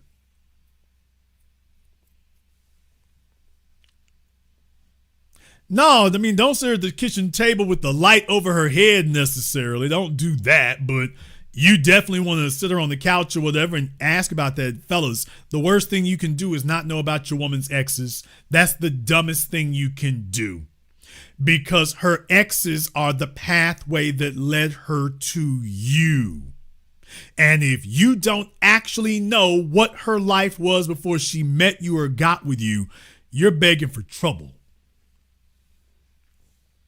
You're begging for trouble. You need those details. You don't just want them, you need them. You need to have that. Get those details. Find out what she was doing. With Sha'Carri Richardson, it matters. It matters where she been. Fellas, you can't sit up here and say, I don't care what Christian Coleman was doing with her. It's my turn. So many dry, dehydrated, dusty, desperate males. And that's why males get run the hell over. Dude, you need these details. You need to know where she been. You need to know what she was doing. You need to know what she was doing in college. If she was a soror, you need to let her know you know the rap the sorors got. Tell her, don't talk to me like I'm stupid. If you were in a sorority, we know what y'all sorors do. So I recommend you just go ahead and drop it on me now, because if you start dropping details later, it's going to be trouble, because I'm not going to keep you around. So you might as well go ahead and spill all the beans. Fellas, if she dated an athlete, just tell her straight like that, hey, you might as well go ahead and spill all the beans now. Because if you start this drip, drip, drip thing later, I'm damn sure going to drop you. So this was your chance to be straight up from the beginning. If I ask you about this, you need to tell me what it is now. This was your chance to say everything from the beginning. So don't talk to me like I'm stupid. Athletes don't keep chicks around to go on coffee dates. So you might as well go ahead and spill the beans. Fellas, you need to know where a chick been, because you need to know if she was sleeping with in her 20s. Was she sleeping with men way older than her? Was she sleeping with other females? Did she have an orgy? These are things you need to know. You need to know, has she ever kissed another girl? You need to know these things. All those questions they ask on social media, where's the wildest place you had sex? These are things you need to know. Fellas, you need to know if your chick has ever been naked with another female. Shout out Sha'Carri Richardson. You need to know if your chick has ever done drugs. You put those two together. She done did drugs and she sleeps with other chicks. Oh my God, bro. Oh, hell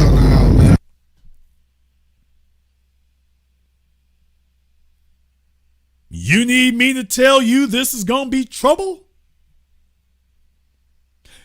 You have a chick who has slept with other females and she does drugs.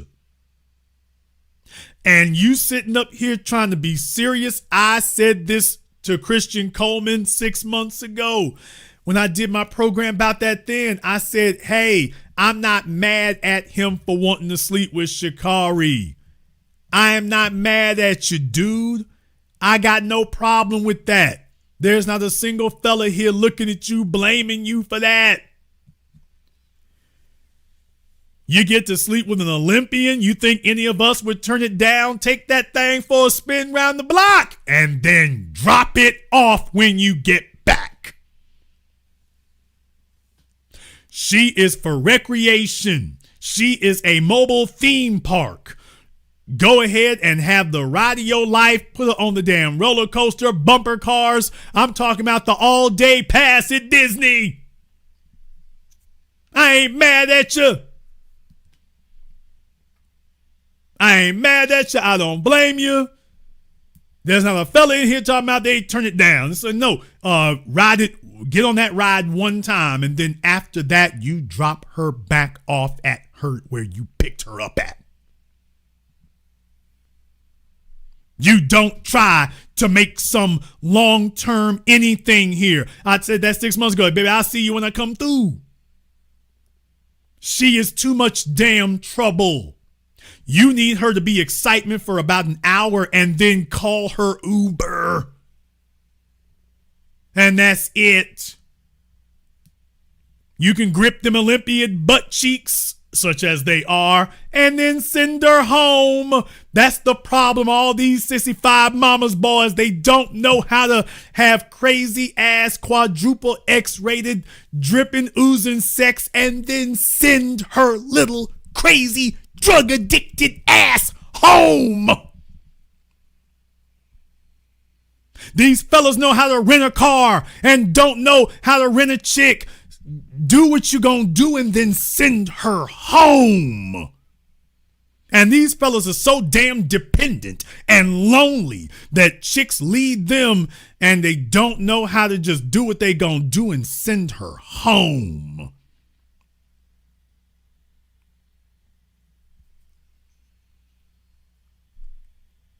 I'm with Alice. I don't know what you're talking about there. Do I need to have you call up so you can explain what that means? I don't get your point there. So I don't know. Do I need to have I'm with Alice call up here? Because I don't understand what you mean.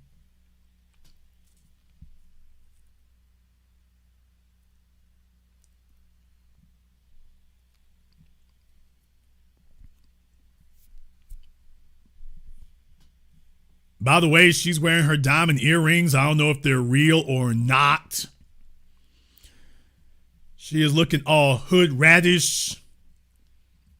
Her whole damn life's in a tailspin. She's taking his little goofy ass with her because he doesn't have the discipline to say, you know what, baby, I'll see you when I'm tiptoeing through Florida. Next time I'm down in Florida, I'm going to see what you doing. That's what you're supposed to do with a chick like that. You see her when you come through. If she's available, good. If she isn't, cool. Because you're supposed to have more than one. How the hell are you a U.S. Olympian and you ain't got a phone full of chicks? And of all the females that he could be committing to, this is the one he chooses. So he's basically on a kamikaze mission of his own. He's on a kamikaze mission of his own. I'm with Alice needs to give me a call up on Zoom. So I'm with Alice. You got 2 minutes to be on Zoom here. So glad you said that. We're going to get I'm with Alice up here on Zoom for us so that they can go ahead and explain that to us. So go ahead and get on Zoom up here, Alice, or whoever you're with. You have 2 minutes to be on Zoom. In the meantime, you don't need to say anything else. So we're going to make sure you don't make any more comments. In the meantime, anything else you have to say, you can say it on Zoom. And you can explain to all of us exactly what it is we're not getting here. This is how a male can have tremendous capacity and tremendous potential. And if he doesn't see the value of it, he will cash it all in on some dumpster diving sex that he was going to get anyway. I mean, he's not cashing out for a chick who's at the top of the damn game and worth it. He's sitting up here. He has amassed all of this social capital so that he can squander it on her. That's the definition of weakness. He's supposed to have her chasing behind him. He's supposed to have her going to rehab and looking for him in the daylight with a flashlight, seeing what's going on for him. No. By the way, one more thing, y'all. He was literally following her. Nigga, what? One more thing. He was literally following her, remember? The cop pulls her over first. The police officer pulls her over first. And then he comes up after that. She's not even following him. He's following her. The perfect metaphor for their quote unquote relationship. And following her did what? Following her gets him arrested. For what?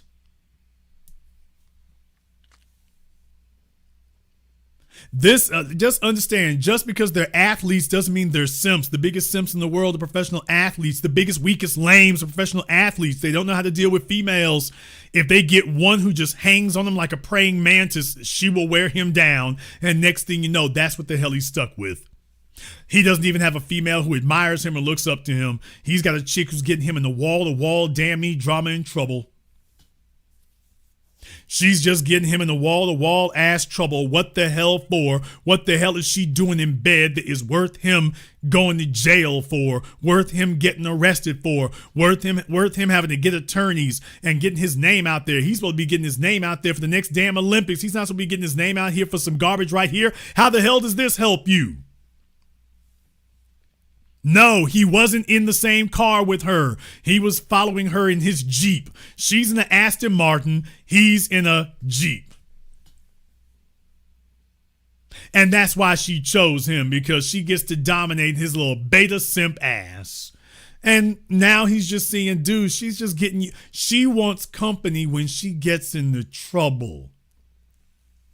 At the very least, when he showed up, she should have told him to stay in his car. Do not get out here and get arrested. Stay in your damn car. Don't you see this cop is trying to get everybody arrested today? You stay in the car where you at. No, that's my hunk of burning love right there. What you doing with Sha'Carri? You can let her go, man. What you doing, my girlfriend? Same thing he's about to do with you. What the hell did he gain out there?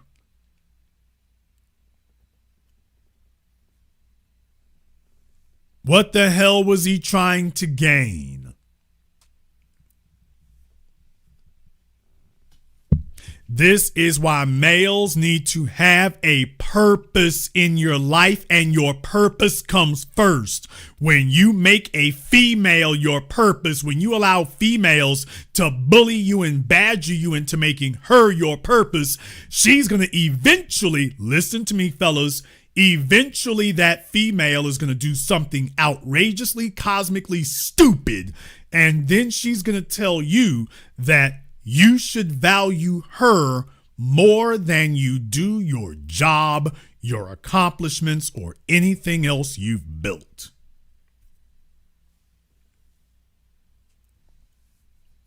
Now, that's eventually what she's going to say. She is eventually going to tell you, well, it's all right that you got arrested. It's all right. I am worth you losing your endorsements. I'm worth you losing your job. Aren't I more important than your job and your endorsements and your money? That's what she's going to tell you. Fellas, am I lying? When you have a chick operating like this, she's going to tell you, well, it's all right if you lose your money and your job and everything else. That doesn't matter. Aren't I more important? Now, if you say that to her, that she should be willing to lose her money and her endorsements and everything she got, well, then that'd be a different matter. She's going to be like, oh, hell no, I can't lose that. I can't lose that. Not me. Let me go ahead and jump over here on Zoom. I think we got I'm with Alice here on Zoom, so we'll see if we can get I'm with Alice up here. We'll see if we can get I'm with Alice up here. Okay, I don't see I'm with Alice, so I'll give you 5 more seconds. There you go. All right, I'm with Alice. Haven't I spoken with you before? I don't think so. I'm sure I have. I recognize those cheeks. All right, I'm with Alice. So you are here to educate us. No, not really. I just have my opinion, and we all have to stand before God. Okay, what does that have to do with it? And we have to be accountable for the things we do. And I hear you talk about women a lot, but it takes two. I've been talking about men most of the night. Are you deaf? Well, I'm saying it takes two. Okay, I've been talking about the men 80% of the night. Are you deaf, or you just are selectively deaf? You didn't hear that the majority of what I said was about men? I'm not trying to debate men or women. Okay, well, I'm not. Okay, you're the one who just said you talk about women a lot. I talked about. No, I mean, not just tonight, but just in general. Okay, and I talk about the men more, ma'am. So why does okay, that whoa, does that bother you? Well, I think that we are both accountable, men and women. Right, and I spent the majority. Okay, but I haven't even talked 50-50 about men and women. I've talked the majority about men. So do you have a problem with the fact that I speak the majority of the time about men? No, I don't have a problem with Then why didn't you say you talk about men a lot? Okay, you talk about men a lot, but it takes two. We both have to be accountable. Both parties have to be accountable. And we shouldn't be out here having sex like this. If we weren't, we wouldn't get into trouble. So you think that having sex is what gets people in trouble? Absolutely. Okay, so drug use doesn't doesn't get people in trouble. Well, sure it does. Any kind of okay, you just said sex gets us in trouble. Which one is it? It's both. It's all kinds sex of things. And drugs. Lying, cheating, gossiping. All of it gets you in trouble. But we were talking about sex. Gets you in what kind of trouble? Legal trouble. Okay, so to get STDs. So sex gets you in the legal trouble. Sex between consenting adults gets you in legal trouble. It can. Okay, tell me how sex between two consenting adults gets you in legal trouble. If someone gets pregnant, if someone doesn't decide to pay, if someone doesn't decide to help, if someone leaves a child. Okay, if you have two people have sex and nobody gets pregnant, where's the legal issue there? Maybe you get an STD. Okay, didn't say. An STD is not a legal issue, ma'am. It can be. No, ma'am. Actually, in the state of California, okay, you can daydream all you want to. You can't make things up. STDs are not a legal issue. What else you got? Well, I was talking about what can result from it, which is, Now you're exaggerating pregnancy. What can result from it, so you can't. That's not an argument. That's exaggeration. Is what I was saying. Okay, well, these folks are not getting pregnant. I don't want to argue with you, Jason. Okay. You really do look for that "I got you" moment. Ma'am, but I'm just saying, I'm repeating your words. It's not okay. It's not an "I got you." I'm repeating your words. How is that an "I got you" if I'm just repeating your words? Your tone. No one's stupid. Okay, it's ma'am, I'm repeating your words. Tone. How's my tone just repeating your words? You're condescending all the time. Ma'am, I'm you surprised cannot- anybody calls up. That's a false argument. That's an opinion, but you That's can't. your opinion. You That's can't. your opinion. Okay, I well, have my opinion. Okay, then that's not a fact. It's your opinion, so it doesn't Okay. matter. Okay, it doesn't matter. All right, so I'm not being condescending. I'm just saying, if I'm not being if you're on here condescending. influencing all these people, Ma'am, you know, no. you have What I'm this saying, platform is, all these people. ma'am, what I'm saying is and when that they you're stand trying to before God and impose. They say, "Well, Jason told me it was okay." Ma'am, It won't first of fly. all, I didn't say anything was okay or wasn't. But second of all, you're trying to impose your religious zealotry on the rest of the world. Isn't that weird? Well, you're. Wait. I asked a question. You're imposing. I your asked a looseness question, upon the ma'am. world. I asked a question. I'm only talking to you, ma'am. You're trying to imposing impose your religious zealotry on the rest of the world. Isn't that kind of weird of you? I don't think so, but I mean, You don't think trying to only the impose opposite. your religious belief on everybody else is weird? You don't think that's weird? I don't. Okay, I you don't think that's I care about people. okay, and I but don't want did them- anybody I don't want ask them to you? go to hell. But who asked you? You don't have to ask me. Okay, No so one you're has gonna to just ask me bully. give So my you're gonna opinion. You told bully. me to call up. No. I called up. You also showed up in the chat room bullying your opinion that nobody asked for.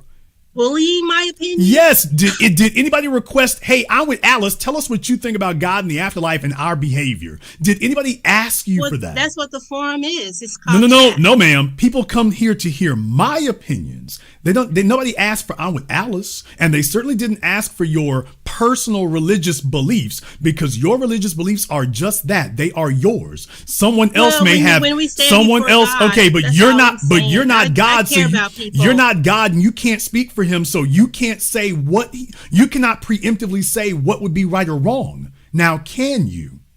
It's in the Bible what's right or wrong. Okay, and somebody else reading the same Bible can come to a completely different conclusion. I don't think so. No, Fornication is pretty much cut and dried. You know? Okay, ma'am, but you shouldn't be having sex out of. But ma'am, you know, but you should all be married. And okay, having but the sex, bottom line right? is all have sinned and come short of the glory of God. That's right. Okay, so you don't have a leg to stand on with your judgmentalism. But I'm not influencing people to go out and have sex. No, you're just trying to. You're just trying to bully. I'm not okay. You're just trying to bully people with your religiosity. I'm not getting money. You know, I'm not getting clicks and likes. But ma'am, you have. And ma'am, furthermore, you have no proof. If you're gonna have sex, go ahead and do it like this. But then why does it bother? Like this, then why does guys. it bother you so much? Because I care about people's souls. But ma'am, if you care about people's souls, then why does it bother you what they're doing when you have no mastery of it? Because I care about what happens to people's souls. Maybe if someone would tell them that it's wrong, they wouldn't do it. Okay, but instead of making it seem like it's okay. But wrong is your opinion. There's no. It's either right or wrong. No, ma'am. That's your opinion. It's a fact. Okay, you know what It's a can't. fact. We know it's not a fact because you don't have God here to confirm it on this line with you. It's in the Bible, Jason. Okay, no, that's your interpretation of the Bible. Can you get God to independently verify what you're saying right now? Maybe. Then hurry up and do it. How do you want him to tell you? Man, whichever way you want to do it right now. We just want God to be a third. Ma'am, no. You have your opinion. Go ahead and get God to confirm it for us right now. Maybe if he could itch your ear or sting your head or Okay, something ma'am, like that. you said it's a statement now. You said God said in the Bible. Can you have him say it that what you're saying is correct now? I am saying that it tells the Bible tells us what's right and wrong. No, If ma'am. you read You're trying to tell us what's right and wrong according to you. Oh, really, it's not. You know, Alice, do you have any children? Alice, do you have any children? Do you have any children, Alice? I do. How many? It's none of your business. How many children do you have, Alice? It's none of your business. I don't believe you have children. I have children. Okay. I love my children. Okay. Alice, I don't believe a size 16 has children. I don't believe that. See, you just don't understand. Am I lying? Your mother had you. Okay, ma'am. Would I be lying if I said that you and Lizzo Your look grandmother like? had your Would I be mother. lying if I You said have that you and disrespect Lizzo look like twin sisters? Am I lying about that? I don't even know who that is. Okay, you're a good size 16, 18. And The point about that is that's why you're being so judgmental about other people's sex habits and what they're doing, because you're jealous. That's just not the truth. Yes, it is. I'm almost a grandmother. Man, I'm sure you're a granny already with all those gray hairs on your head. And that's why hearing other people having a life bothers you. I've already been there. No, you haven't. I have. I've lived before. Ma'am. With the grace of God, I made it to this age. Ma'am, size 18s 18s don't have fun. They just dream about it and hate on other people having fun. That's why it bothers you. I wasn't always this size. Yes, sir. you were. You've always been this big. And that's why big women are always judgmental, bullying, belligerent, rude, crashing into places trying to bully people with their opinions. Don't you? You have to find something, so you go to looks. But ma'am, I didn't go to I didn't go to looks. You have no morals. Whoa, I didn't go to looks. So you go. I did not go to looks. Whoa, I didn't go to looks. I didn't go to looks. Sad. You never show yourself. Ma'am, I did not go to looks. You're a prize. Ma'am, I did not go to looks. That's what you're going for. Ma'am, I didn't mention about your looks. I mentioned weight. You are shallow. Ma'am, I mentioned weight. That's not looks, ma'am. That's physics. You don't know what's going on with me. I'm disabled if you want to know. From the I have issues with things. Yes, ma'am. And that's why I'm highlighting for people that this is what a person with issues does. They hate on other people. They bully them. You have to attack me. I'm not attacking you. Ma'am, I'm not attacking anything. I haven't said anything that's not a physical fact. I haven't said one single thing that is not a proven anatomical fact. I'm sure you have a mother. I'm sure you have a grandmother. You know. So me saying anatomical facts are rude. Oh, give me a break. So an anatomical fact is you're saying an anatomical fact is rude. Oh yeah, you're rude. All right, you are so rude. So me saying an anatomical fact is rude. Yes, sir. Yes, sir. You giving your religiosity opinion isn't rude, but lick it up. You know, it's so crazy. An anatomical fact is rude, but your religiosity, your religious bullying is not. I listen to you. I sent you money. You know, it's a lot of fat people that send you money, so you should. No. I didn't say. You're so stupid. I hadn't said the word fat. You did, so you feel self-conscious. Well, whatever you want to call it, size 15, I didn't say size fat. 14, whatever you want to say. I said 18. You know, you 18, mean it not to be derogatory. Not 14, 18. You mean it to be derogatory, whatever you're saying. No, ma'am. I said 18, not 14. You're trying to get a laugh, you know, ma'am, I'm off not of women. You're so weak to attack women. Men that attack women are weak. Okay. And religious zealots,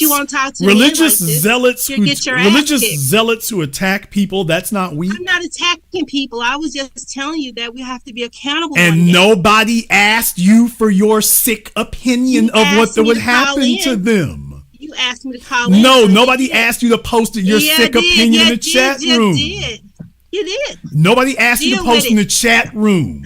You need to be at 24-hour fitness is where you need to be. Do that. You know, you're worried about Judgment Day. You need to worry about Fitness Day is what you need to be worried about. Well, I'm helping you now. Hope you get your laughs. I'm helping you now. You need to worry less about what's going to happen to all of us in the next life and worry more about your cholesterol in this life.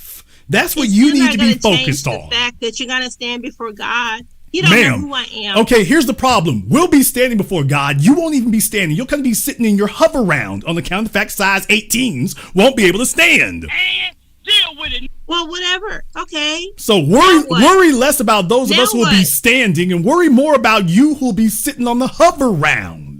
We'll see. Now, if we're not judging your hover round on Judgment Day, you don't know who ma'am, if we're not judging your Lane Bryant wardrobe on Judgment Day, don't be judging us.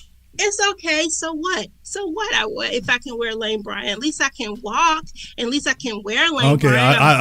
Okay, you can waddle. I don't know if walking is on the menu. I'm just blessed waddling. to do that. Whatever it is, waddle. No, it's just, walk. Well, roll, you worry about your well-being. That what you're doing is wrong and you're misleading people. Ma'am, it's not going to change that fact. What makes you think no matter how much you attack me, it won't change that. What does a size 18 granny have any business trying to lecture people for real? Because that's what grannies do. We care about people's souls. Everybody's like our children. This doesn't sound like caring for souls. This just sounds like grandma nagging. That's what it sounds like. Well, you can call it what you want. Someone like you probably would call it nagging. But maybe there's someone listening that it will help. Okay. And if people want to get lectured to by time you, is almost up. If people want to get lectured to by you, they'll ask God, for it. And you don't need to be out here having sex, and you're not married. Where's your husband? Where's your husband? He's serving overseas. I don't believe that garbage. She says she's got 2 kids, but I don't think she's ever been married. I didn't say I had 2 kids. You said you had 2 kids. I didn't say that. Okay. Are you saying I didn't tell you how many kids I have. Okay, ma'am, you don't have a husband. I do actually. You're a liar. Okay. Well, you don't have to believe it. I don't have to convince you. I'm not here to convince you. I really don't care what you believe. You've already shown you already said you have issues. You already said you have issues. You already said you got issues. So my only thing that I do care about is if you're like misleading people or making people think it's okay to have sex. Here's what I want you to do, ma'am. You worry less about what other folks are doing and worry more about getting yourself down small enough that you could actually get your legs open. That's what you need to focus on, okay? Well, because by the way, the Bible talks about gluttony. The Bible talks about gluttony, doesn't it? Stop. Hey, you're violating that. You're violating the sin of gluttony. The Bible talks about being. The Bible talks about being an overweight. The Bible talks about being overweight and obese, doesn't it? And then calling them a hoe. Doesn't the Bible? You are being very loud. You're a homemaker. Doesn't the Bible talk about being a fat, gluttonous person? Doesn't the Bible talk about that? It does. So how many are you violating in your life every day? I am a sinner. I'm not saying I'm not a sinner. Yeah, because size 18, baby. I'm not out here advocating for it, though. I don't have a YouTube channel telling people to do it. Big as you advocating at Bojangles drive-through every day. What are you talking about? You're a walking advertisement for it. I don't know. You might be a demon, so it just doesn't make any sense for me even. So you're worrying about us. Meanwhile, you packing on the damn pounds at the buffet, but you worrying about everybody else. Well, I won't go to hell for being fat, but you'll go to hell for being a fornicator. So, really? Just weigh your options. Yeah. Oh, okay. So you talked to God, and God said, maybe I don't worry about you being a big fat pig over here. Them folks over there, they having too much fun. That's what you tell yourself? You realize how sick that is? No, I don't. So now she's going to tell us that her sins are better than ours. Thou shalt not be fat is not. She's telling us her sins are better than ours. Thou shalt not be fat. Thou shalt not be skinny. Thou shalt not be ugly. Thou shalt not be cute. Being a glutton. Thou shalt not be any of that. It's not in there. Being a glutton. Thank you very much. I'm not a glutton. I'm not a glutton. That's literally what you are, ma'am. Step on a scale. That's literally a glutton. I'm not a glutton. It literally but you're is. A fornicator, evidently, because you are like. So your sins are better than everybody. You're coaching people on how to fornicate. This is that little old lady narcissism. Her sins are better than everybody else's. Her sins are superior. I didn't say that. Your sins are no better. There's certain things that God says you're gonna go to hell. Oh, what'd she say? God told her that her sins are cool with him. It's in the Bible, Jason. You can look it up for yourself. Your sins are cool with God. Everybody else's sins are bad, though. I didn't say that. You're putting that's words what you in just my mouth, said. but that's your sins won't send you to hell. Everybody else's sins will send them to hell. Yours won't. Just take the L. That's right. What she say? It's all it is. It's an L. God wants my sins in heaven. Okay. No, God wants her sins. He doesn't want the rest of ours. No.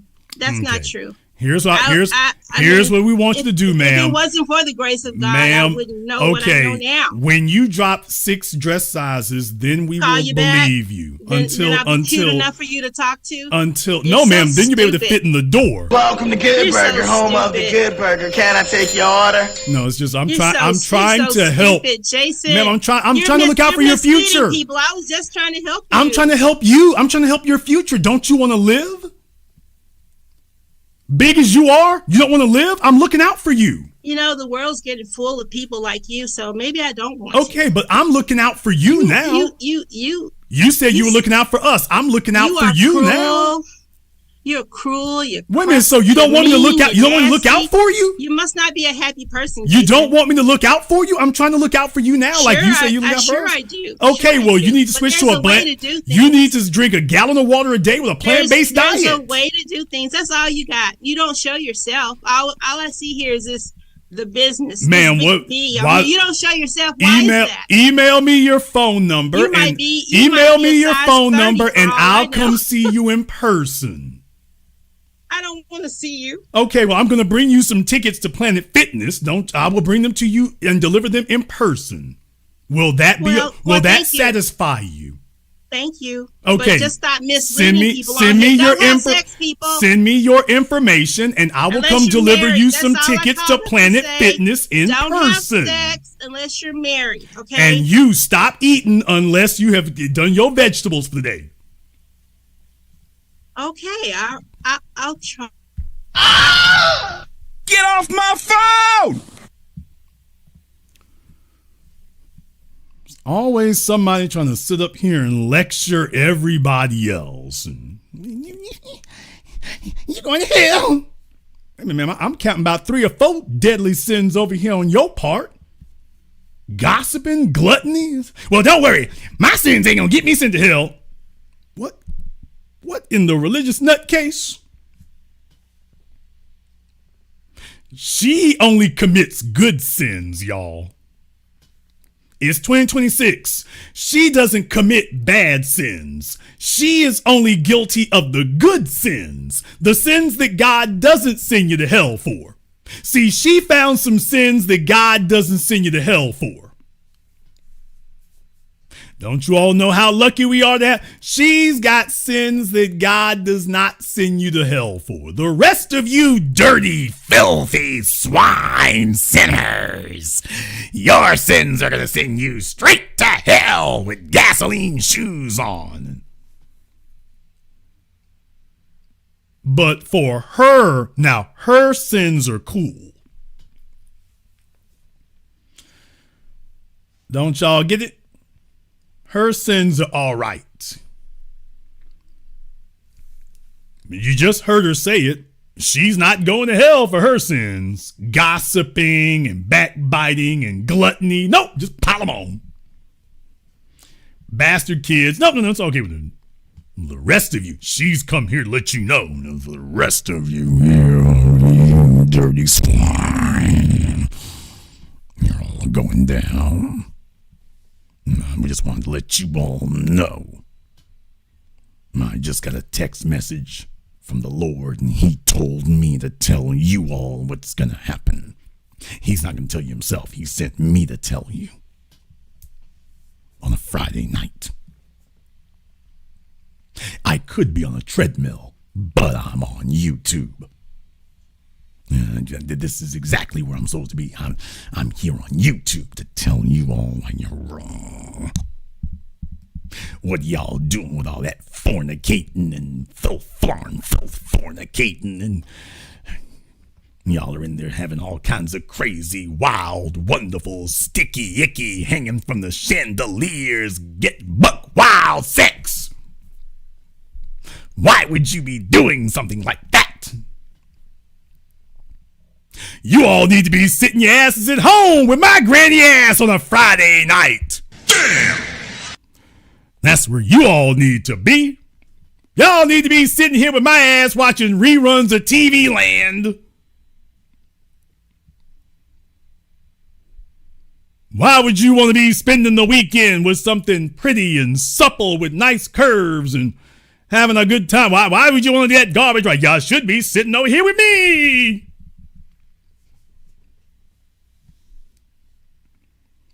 Yeah, that's where we need to be.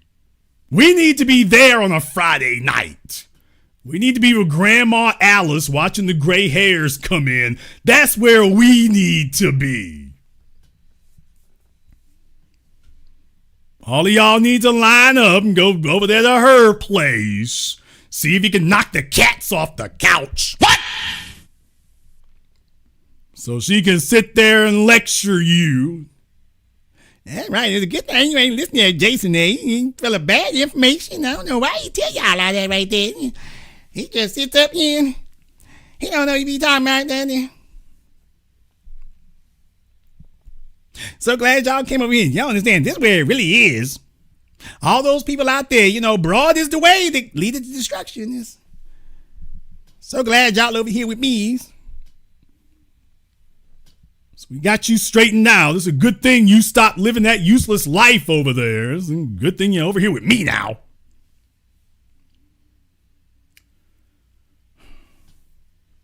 Tell her, hey, babe, can we go take a run date?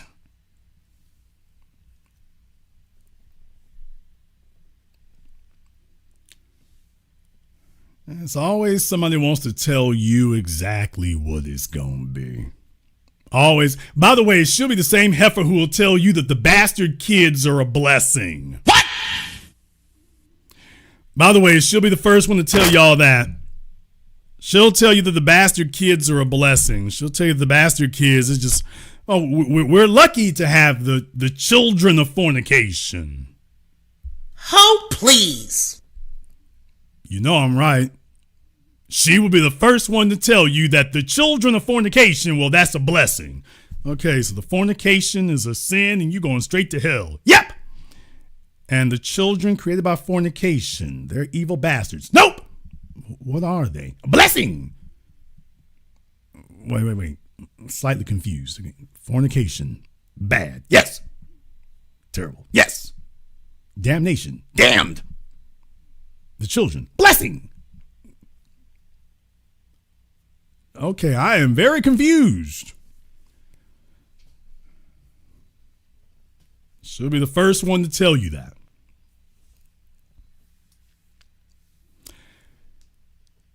Let me find out from you all if you think that what I'm about to say to you all makes a little more sense.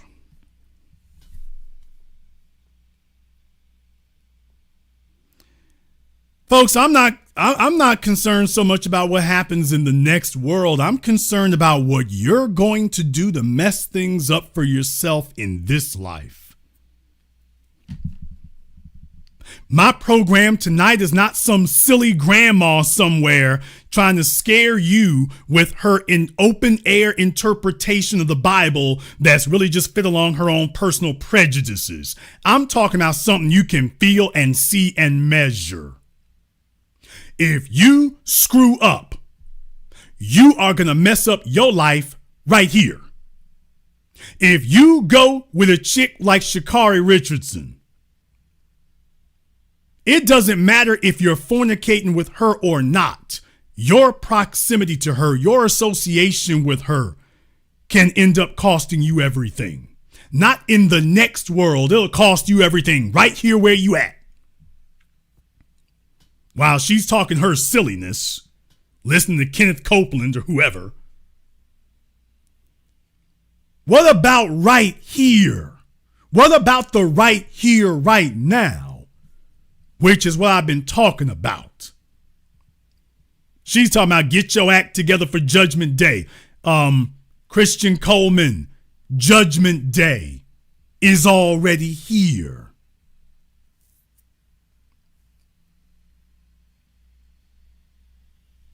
You can go listen to Granny Goodness there if you want to. But by the way, ask Christian Coleman how it's going. Judgment Day is already here for him. He doesn't have to wait until the next life for Judgment Day. His is here. As a result of the people that he's chosen to take up with, for a female who had every red flag known to man, for a chick who already broke the unbreakable rule, showing out on you in public. I don't care if that nigga is sitting at the airport talking to all his side hoes in front of you. And I said that and I meant that, ladies. I don't care if he's at the airport talking to every wench he ever slept with right in front of you. You don't ever do this. You don't ever take it upon yourself to do nothing like this. If you have an issue with your man, you're supposed to wait till you get home and As the old folks used to tell us, y'all take care of that behind closed doors. Dr. John Henry Clark talked about that. That back in the old days, what they used to do was they sent the children away. They sent the children over with auntie or grandma, and the grown folks closed the doors, and when the doors got reopened, the matter was settled. If she has an issue with him, you don't settle that issue in the middle of no damn airport, at a grocery store, in a parking lot. You don't do that. Neither one of you. You don't do that.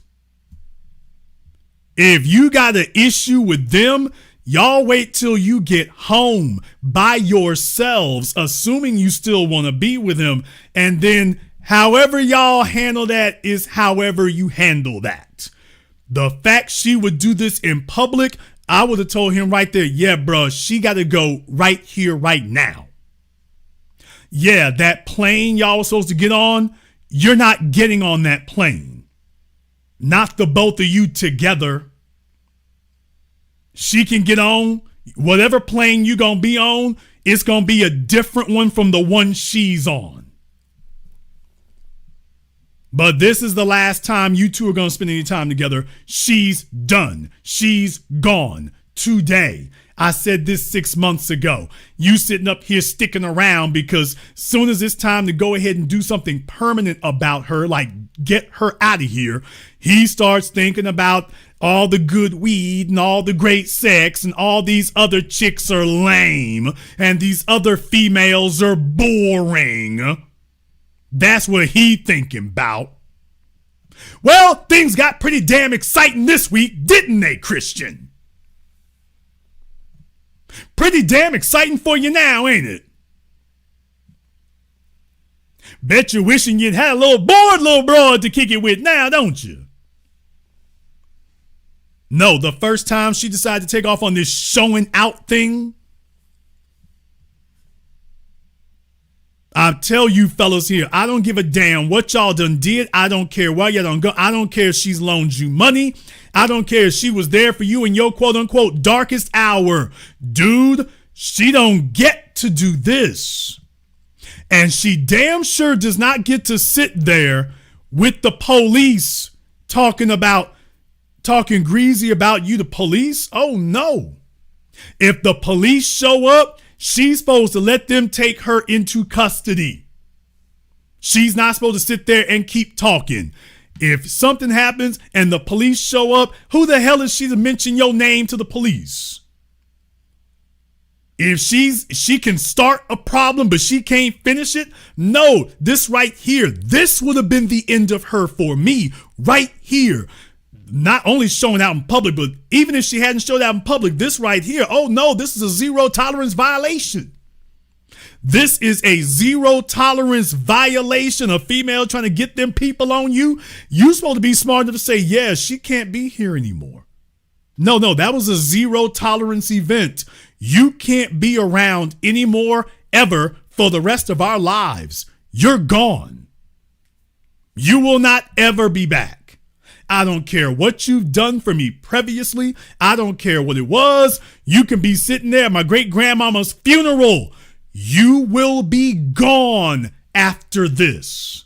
There isn't anything you can do that is of benefit to allow this type of security hazard. And she was sitting there in front of him trying to get the police to arrest him and not her for something that she started. No, if you got a chick who's willing to talk to them people, fellas, that's zero. I don't care how fantastic and mind-blowing the sex was. I don't care how much money she's loaned you. I don't care how many family events y'all been to. I don't give a damn about the golden memories. This chick is dangerous and a dead end. And whatever good she's done will not outweigh the bad she's eventually going to do. Cause that train is gonna show up. And for Christian Coleman, it just did. Now, if you think she's done, you's a new fool. Do you all think Sha'Carri is done? Do you think this is the last time she's going to have him in a jam? You think this is the last time she's going to have him in a bind? People, this is the second damn time. This isn't number one. This is number two.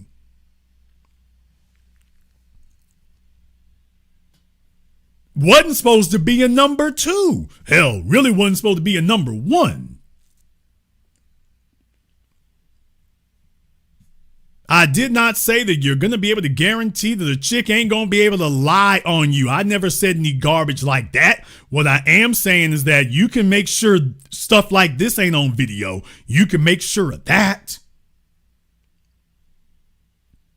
But when you got little weak sissy mama's boys and she's the belligerent mother he always grew up with or whatever. Y'all know that kind of behavior. They have belligerent mamas. So he identifies with that. Says, and calm down. No matter how abusive, okay, well, she stands to make him lose everything. That don't matter so long as she likes me, so long as she approves of me. Everything's fine. And now she's got his ass in the damn bind in Florida. Y'all know full well Florida's just looking to see whatever they can hang on you now. That cop wasn't talking all crazy to her because he don't know the rules. He was talking crazy because, baby, you're on my turf. And she's so goofy and stupid that she was sitting there high as a damn kite, dumb as hell, and found out I am Sha'Carri Richardson means absolutely not a damn thing. She is going down. That is going to be the inevitable end of Sha'Carri Richardson's story. She is not going to be the feel-good comeback story. She isn't going to have a redemption arc for all the jackasses and clowns out there waiting. You can see how this goes. She's got demons she can't shake, and she's got bad habits that she will not drop. Ain't that right, Alice? Damn! Shout out to Alice. By the way, she's not blocked or banned, y'all. I didn't ban her. So she's finally gotten quiet, but I didn't ban Alice. So for all y'all, when Jason banned her, no, I didn't. She's not banned. She can start nagging again anytime. Any of y'all who want her to nag y'all, I'm going to let her give y'all her email so you all can email her and say, hey, Alice, I'd like for you to give me the word. So Alice, I'm giving you a chance to help all these folk here. So give us your email. I'll post it in the chat room so that you can let everybody know. She said she wanted to help y'all, so Alice, post your email in the chat room so I can let everybody know what your email is and they can get in touch with you directly. But in any case, folks, she's going down. The way the Sha'Carri Richardson story ends, she's going down. She's going down. And she's gonna take Christian with her. Because he's weak and sappy and sorry. But at the end of this story, Sha'Carri Richardson becomes a what could have been and a hood rat cautionary tale. And she goes down in flames. And she's going to take this nitwit with her. Which is what happens when a male prioritizes a female over his purpose. You see, if his purpose was overriding and running things, at the very least, he would have pulled a Tiger Woods. It's like, yeah, you got to go. Ellen Nordegren wants to get out there in the middle of the damn streets with a golf club and show out. Tiger Woods like, yeah, divorce. Got to do it. This fella here ain't smart. Christian ain't smart enough for that. And now she's dragging him down with her. But hey, so long as you're getting hot sex, right, Chris? So long as the sex is good and the weed is good, wine, woman, and song, live it up, get lit. So, hey, as long as that's what it is, she's literally doing 100 miles an hour down the freeway in Florida. She's not caring about anything else. Dude, she's on suicide mission. She's on suicide mission, and you did not learn your damn lesson after that airport. He learned nothing from the airport. Nothing. So to all you fellas out there who can learn something, that's why I'm doing a nice program. So that the fellas out there who haven't gotten themselves married to failure, that you still care about having a life and a purpose, for you fellas, yeah, I want you to study this and see where he got it wrong. And understand that broken hoes know how to wrap you up in their chaos. They know how to start this sick pattern of trauma bonding. They know how to hurt you, and then y'all two go back and forth and whatnot, but she's never going to submit. They know how to keep you involved in drama and mess going on. And then next thing you know, her chaotic life becomes your chaotic life. And worst of all, you develop a taste for it.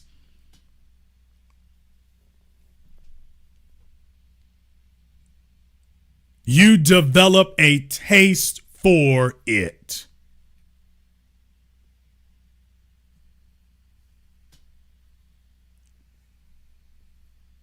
Just understand that. Fellas, if you stick around broken hoes long enough, and by the way, that includes your mama. What? Damn! What? Damn! What? Oh my God, bro. What? I said it.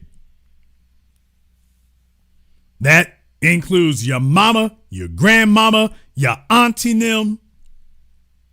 If you hang around broken females long enough, you will go down with them. A man has to have a purpose in his life that transcends everything else, and all the women around him rally for the purpose. Any females who betray the purpose gotta go. Christian is what happens to a male who betrays the purpose for a female. Christian Coleman is the inevitable result of what happens when you ignore what I just told you, and instead of if the female betrays your purpose, she has to go. If you betray the purpose for a female, you will suffer. And understand something.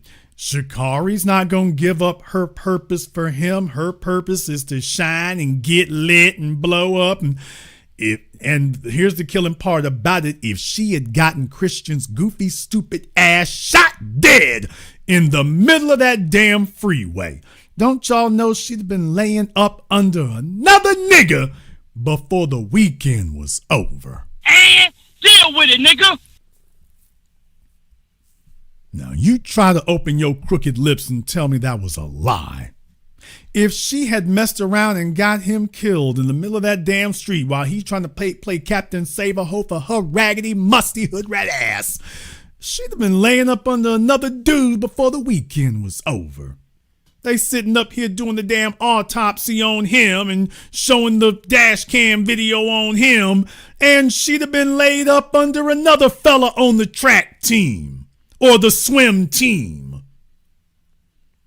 If she ain't doing it already, because y'all know full well, once a hoe, always a hoe. So she is definitely sleeping with other men and women. She's not going to change. He's just going to get wrapped up in her mess and you fall in love with trying to extricate her from that instead of saying, you know what, let me drop the dead damn weight. But he's in love with a hoe. Fellas, this is why you have to have a number of experiences so that you don't fall in love with hoes. So it's just like, okay, she's not the first, she ain't the last. And you just see, okay, yeah, it is what it is. He wants to make sure nobody else grabs those Olympic butt cheeks. He can't stand it. So that's what happens when fellas get caught up. Oh, man, I don't want nobody else grabbing them little flabby, bony butt cheeks on there.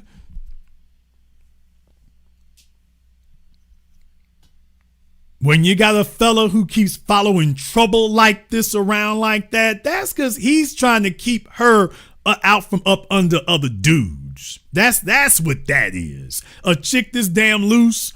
Yeah, fella start bird dogging it. Last time she got into trouble, he was right there. This time she gets into trouble, he's right there. he's not very far behind. He's trying to keep her from getting on top of somebody else. So fellas think if they just stick around her long enough, and if I just bird dog, if I'm attached at the hip, well, she can't get into nothing. And fellas, that don't work. There's no way that can work. My man Finesse 2 times told you, when the hoe ready to go, she ready to go. If you got to keep her attached at the hip, she's too much trouble, man. Dudes sit up here and be grabbing trouble and trying to make a commitment to trouble. Let her get her raggedy ass over there to Nike and Skims and let them deal with that. But all she's doing is making his life miserable. And if you think this is the last time, because please understand, she's going to blame him for this. Nigga, what? She's going to blame him for this. I promise y'all, when they left, I promise you she's going to blame him for it. When they start arguing about this, if they haven't already, she is going to blame him for this event occurring. She's going to say this was his fault. Whatever was happening beforehand, she's going to say whatever that was is his fault. If he hadn't been following her, if he had left her alone. Think about that for a few moments, folks, because I want to know, why was he following her? Wait for it. Do not be surprised if you find out details. And remember, she mentioned about that phone. Y'all don't want me to go here. Y'all don't want me to go here. You don't want me to do this. Do y'all really need to listen here when I'm telling you about what she was saying? What did she say during that traffic stop? She brought up the phone.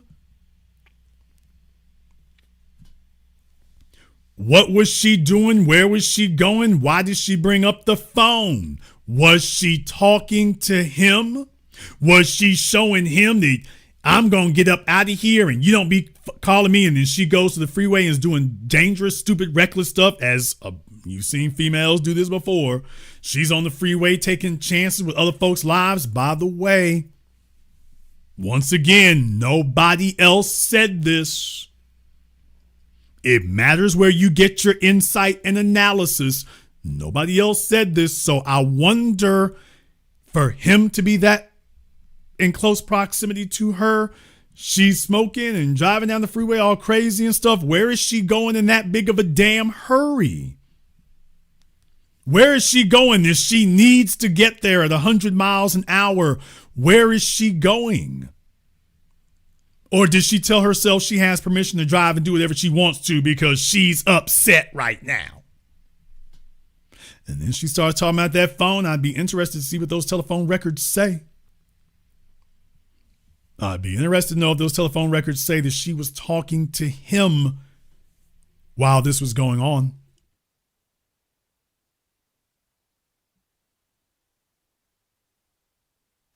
And if she was, well, does that explain why he showed up and went overboard? Folks, does that possibly explain why when he showed up, he's all out the car being all extra, allegedly? I'm not saying that happened. Please lie all the time. But if it happened that way, does that actually make more sense when you all put together that particular scenario, that timeline? Does that make a little more sense to you all?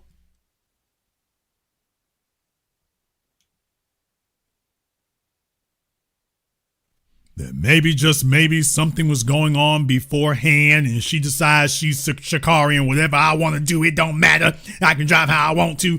I'm upset, and she's sitting up here swerving through traffic and he's trying to follow her.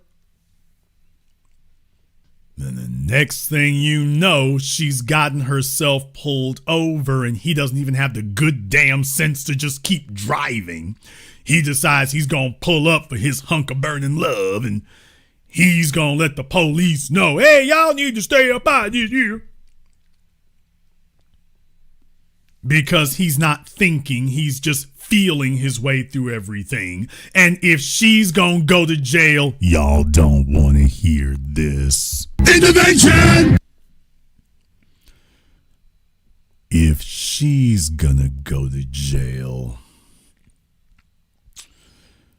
then he feels like he doesn't want to be separated from her.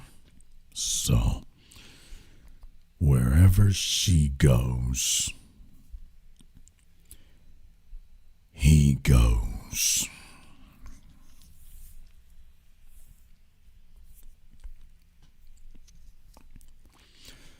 When you analyze the pathology, folks, does that seem to make a little more sense? I'm just wondering if that scenario fits together a little better on when you take everything into account. Does that scenario sound like it fits together a little better?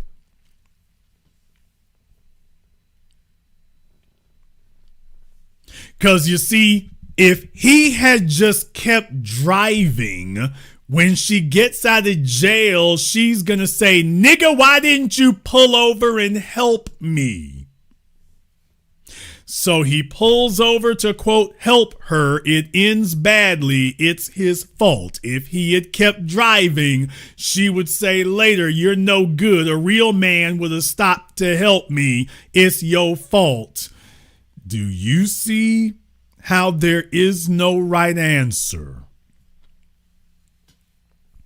The correct answer is, dude, you were supposed to drop her little raggedy alley cat ass back in August when she did that mess the first time. That was supposed to be a zero tolerance event. He's kept her around, and surprise, surprise, everybody, she finally got him arrested. Last time she was just trying to get him arrested and it didn't work. She was trying to get him arrested back in August, even though she was the damn assailant. She was trying to get him arrested back in August. It didn't work. Congratulations, folks. He hung out with her ass long enough that she finally got him arrested.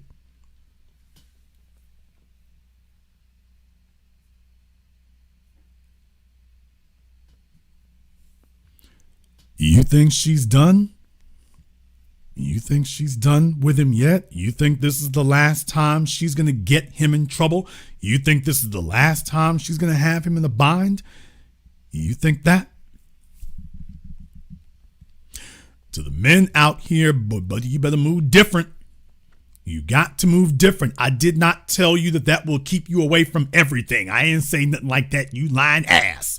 What I am saying is that this right here, 2 and 3 strikes later. Yeah, I mean, it's one thing if it was one strike. It's like, okay, the heifer got me the first time. Fellas, that's the whole point. If you get got once, the whole point of dropping them off is ain't supposed to be I got twice.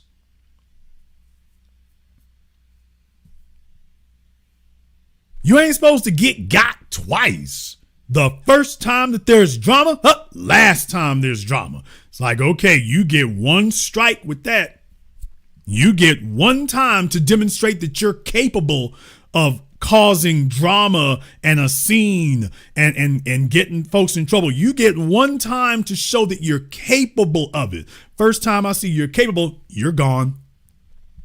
You're gone. I'm going to call the police. I'm going to call TMZ. You can call, damn me, Groucho Marx if you want to. You're gone.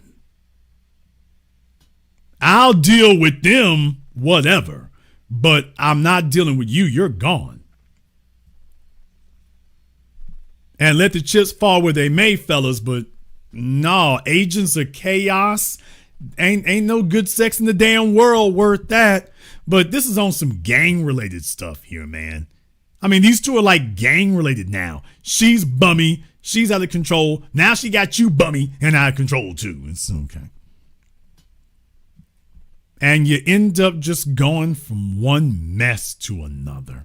So, congratulations, dude. You stuck around long enough for her to finally get you arrested, which is what she wanted in the first damn place, and she expects to get preferential treatment. She doesn't give a damn what you don't get. Men need to recognize when they're dealing with a female who hates men. Men need to recognize when you are sleeping in bed with a female who hates men. And the only thing she really wants a man for is to see if she can damage him. Because that's fun to her. Well, she finally got him. What do you think the next one will be? I predict the next one will be her calling the police on him. That's what I predict. I predict that the only thing that's left now is she hasn't picked up a phone to call the police on him. She's going to be picking at him. She's going to be nagging at him. She's going to be cheating on him. What? She's going to be picking, nagging, cheating. She's going to key his car. She's going to steal money. She's going to lie to him. She's going to do something that sets him off. And if he raises his voice, she's going to be on the phone calling them people. She called 911-1111. So my prediction is that's ultimately going to happen. At some point, she going to do something.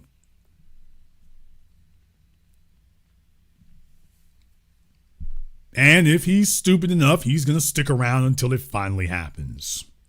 And as far as I can see right now, he seems hell-bent for leather for riding this out to the end. So he could have gotten anything else he wanted, or maybe he couldn't. Maybe he's a lame. Okay, dude, go. Whoever is the bronze medalist, because I know she didn't really get a gold, and sometimes she gets gold. Usually she don't.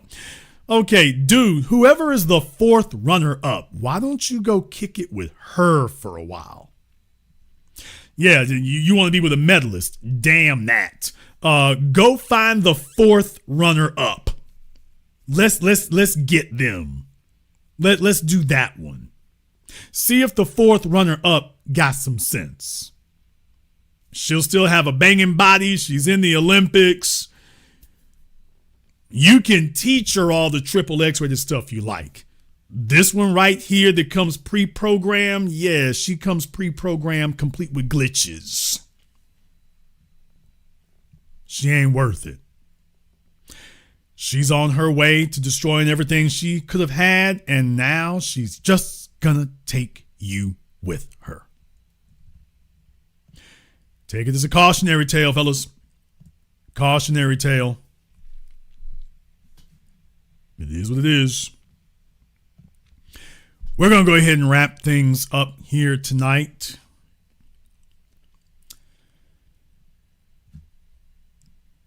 If you are new here to the business, welcome to the program that all your favorite YouTubers love to hate watch, including Alice and the Religious Zealots, but y'all are welcome here too. None of y'all are banned. So absolutely, you're welcome to tune in as well. The insight that in the 720 degrees of analysis and the insight that the rest of them will be talking about next week. They're all taking notes right now. Damn, Jason's doing real good. On their next YouTube videos, you'll start seeing them bring out these details. You're like, oh, where the hell did they get it from? And if you want to stay on top of that, click that subscribe button and click that yellow notification bell. Join us each and every time that we are here. If you haven't been to our Patreon, the link is in the description of every video. We do it 12 noon Central Time every Saturday. You are more than welcome to join us for that as well. I want to thank all of you for tuning in to tonight's program, live or recorded. Thank you all for liking, subscribing, and sharing. And this concludes tonight's broadcast of The Business. I am your host, your brother, your humble servant, Mr. Jason Black. And until next time, my brothers and my sisters from around the world, remember, handle your business, or the dead weight is eventually gonna handle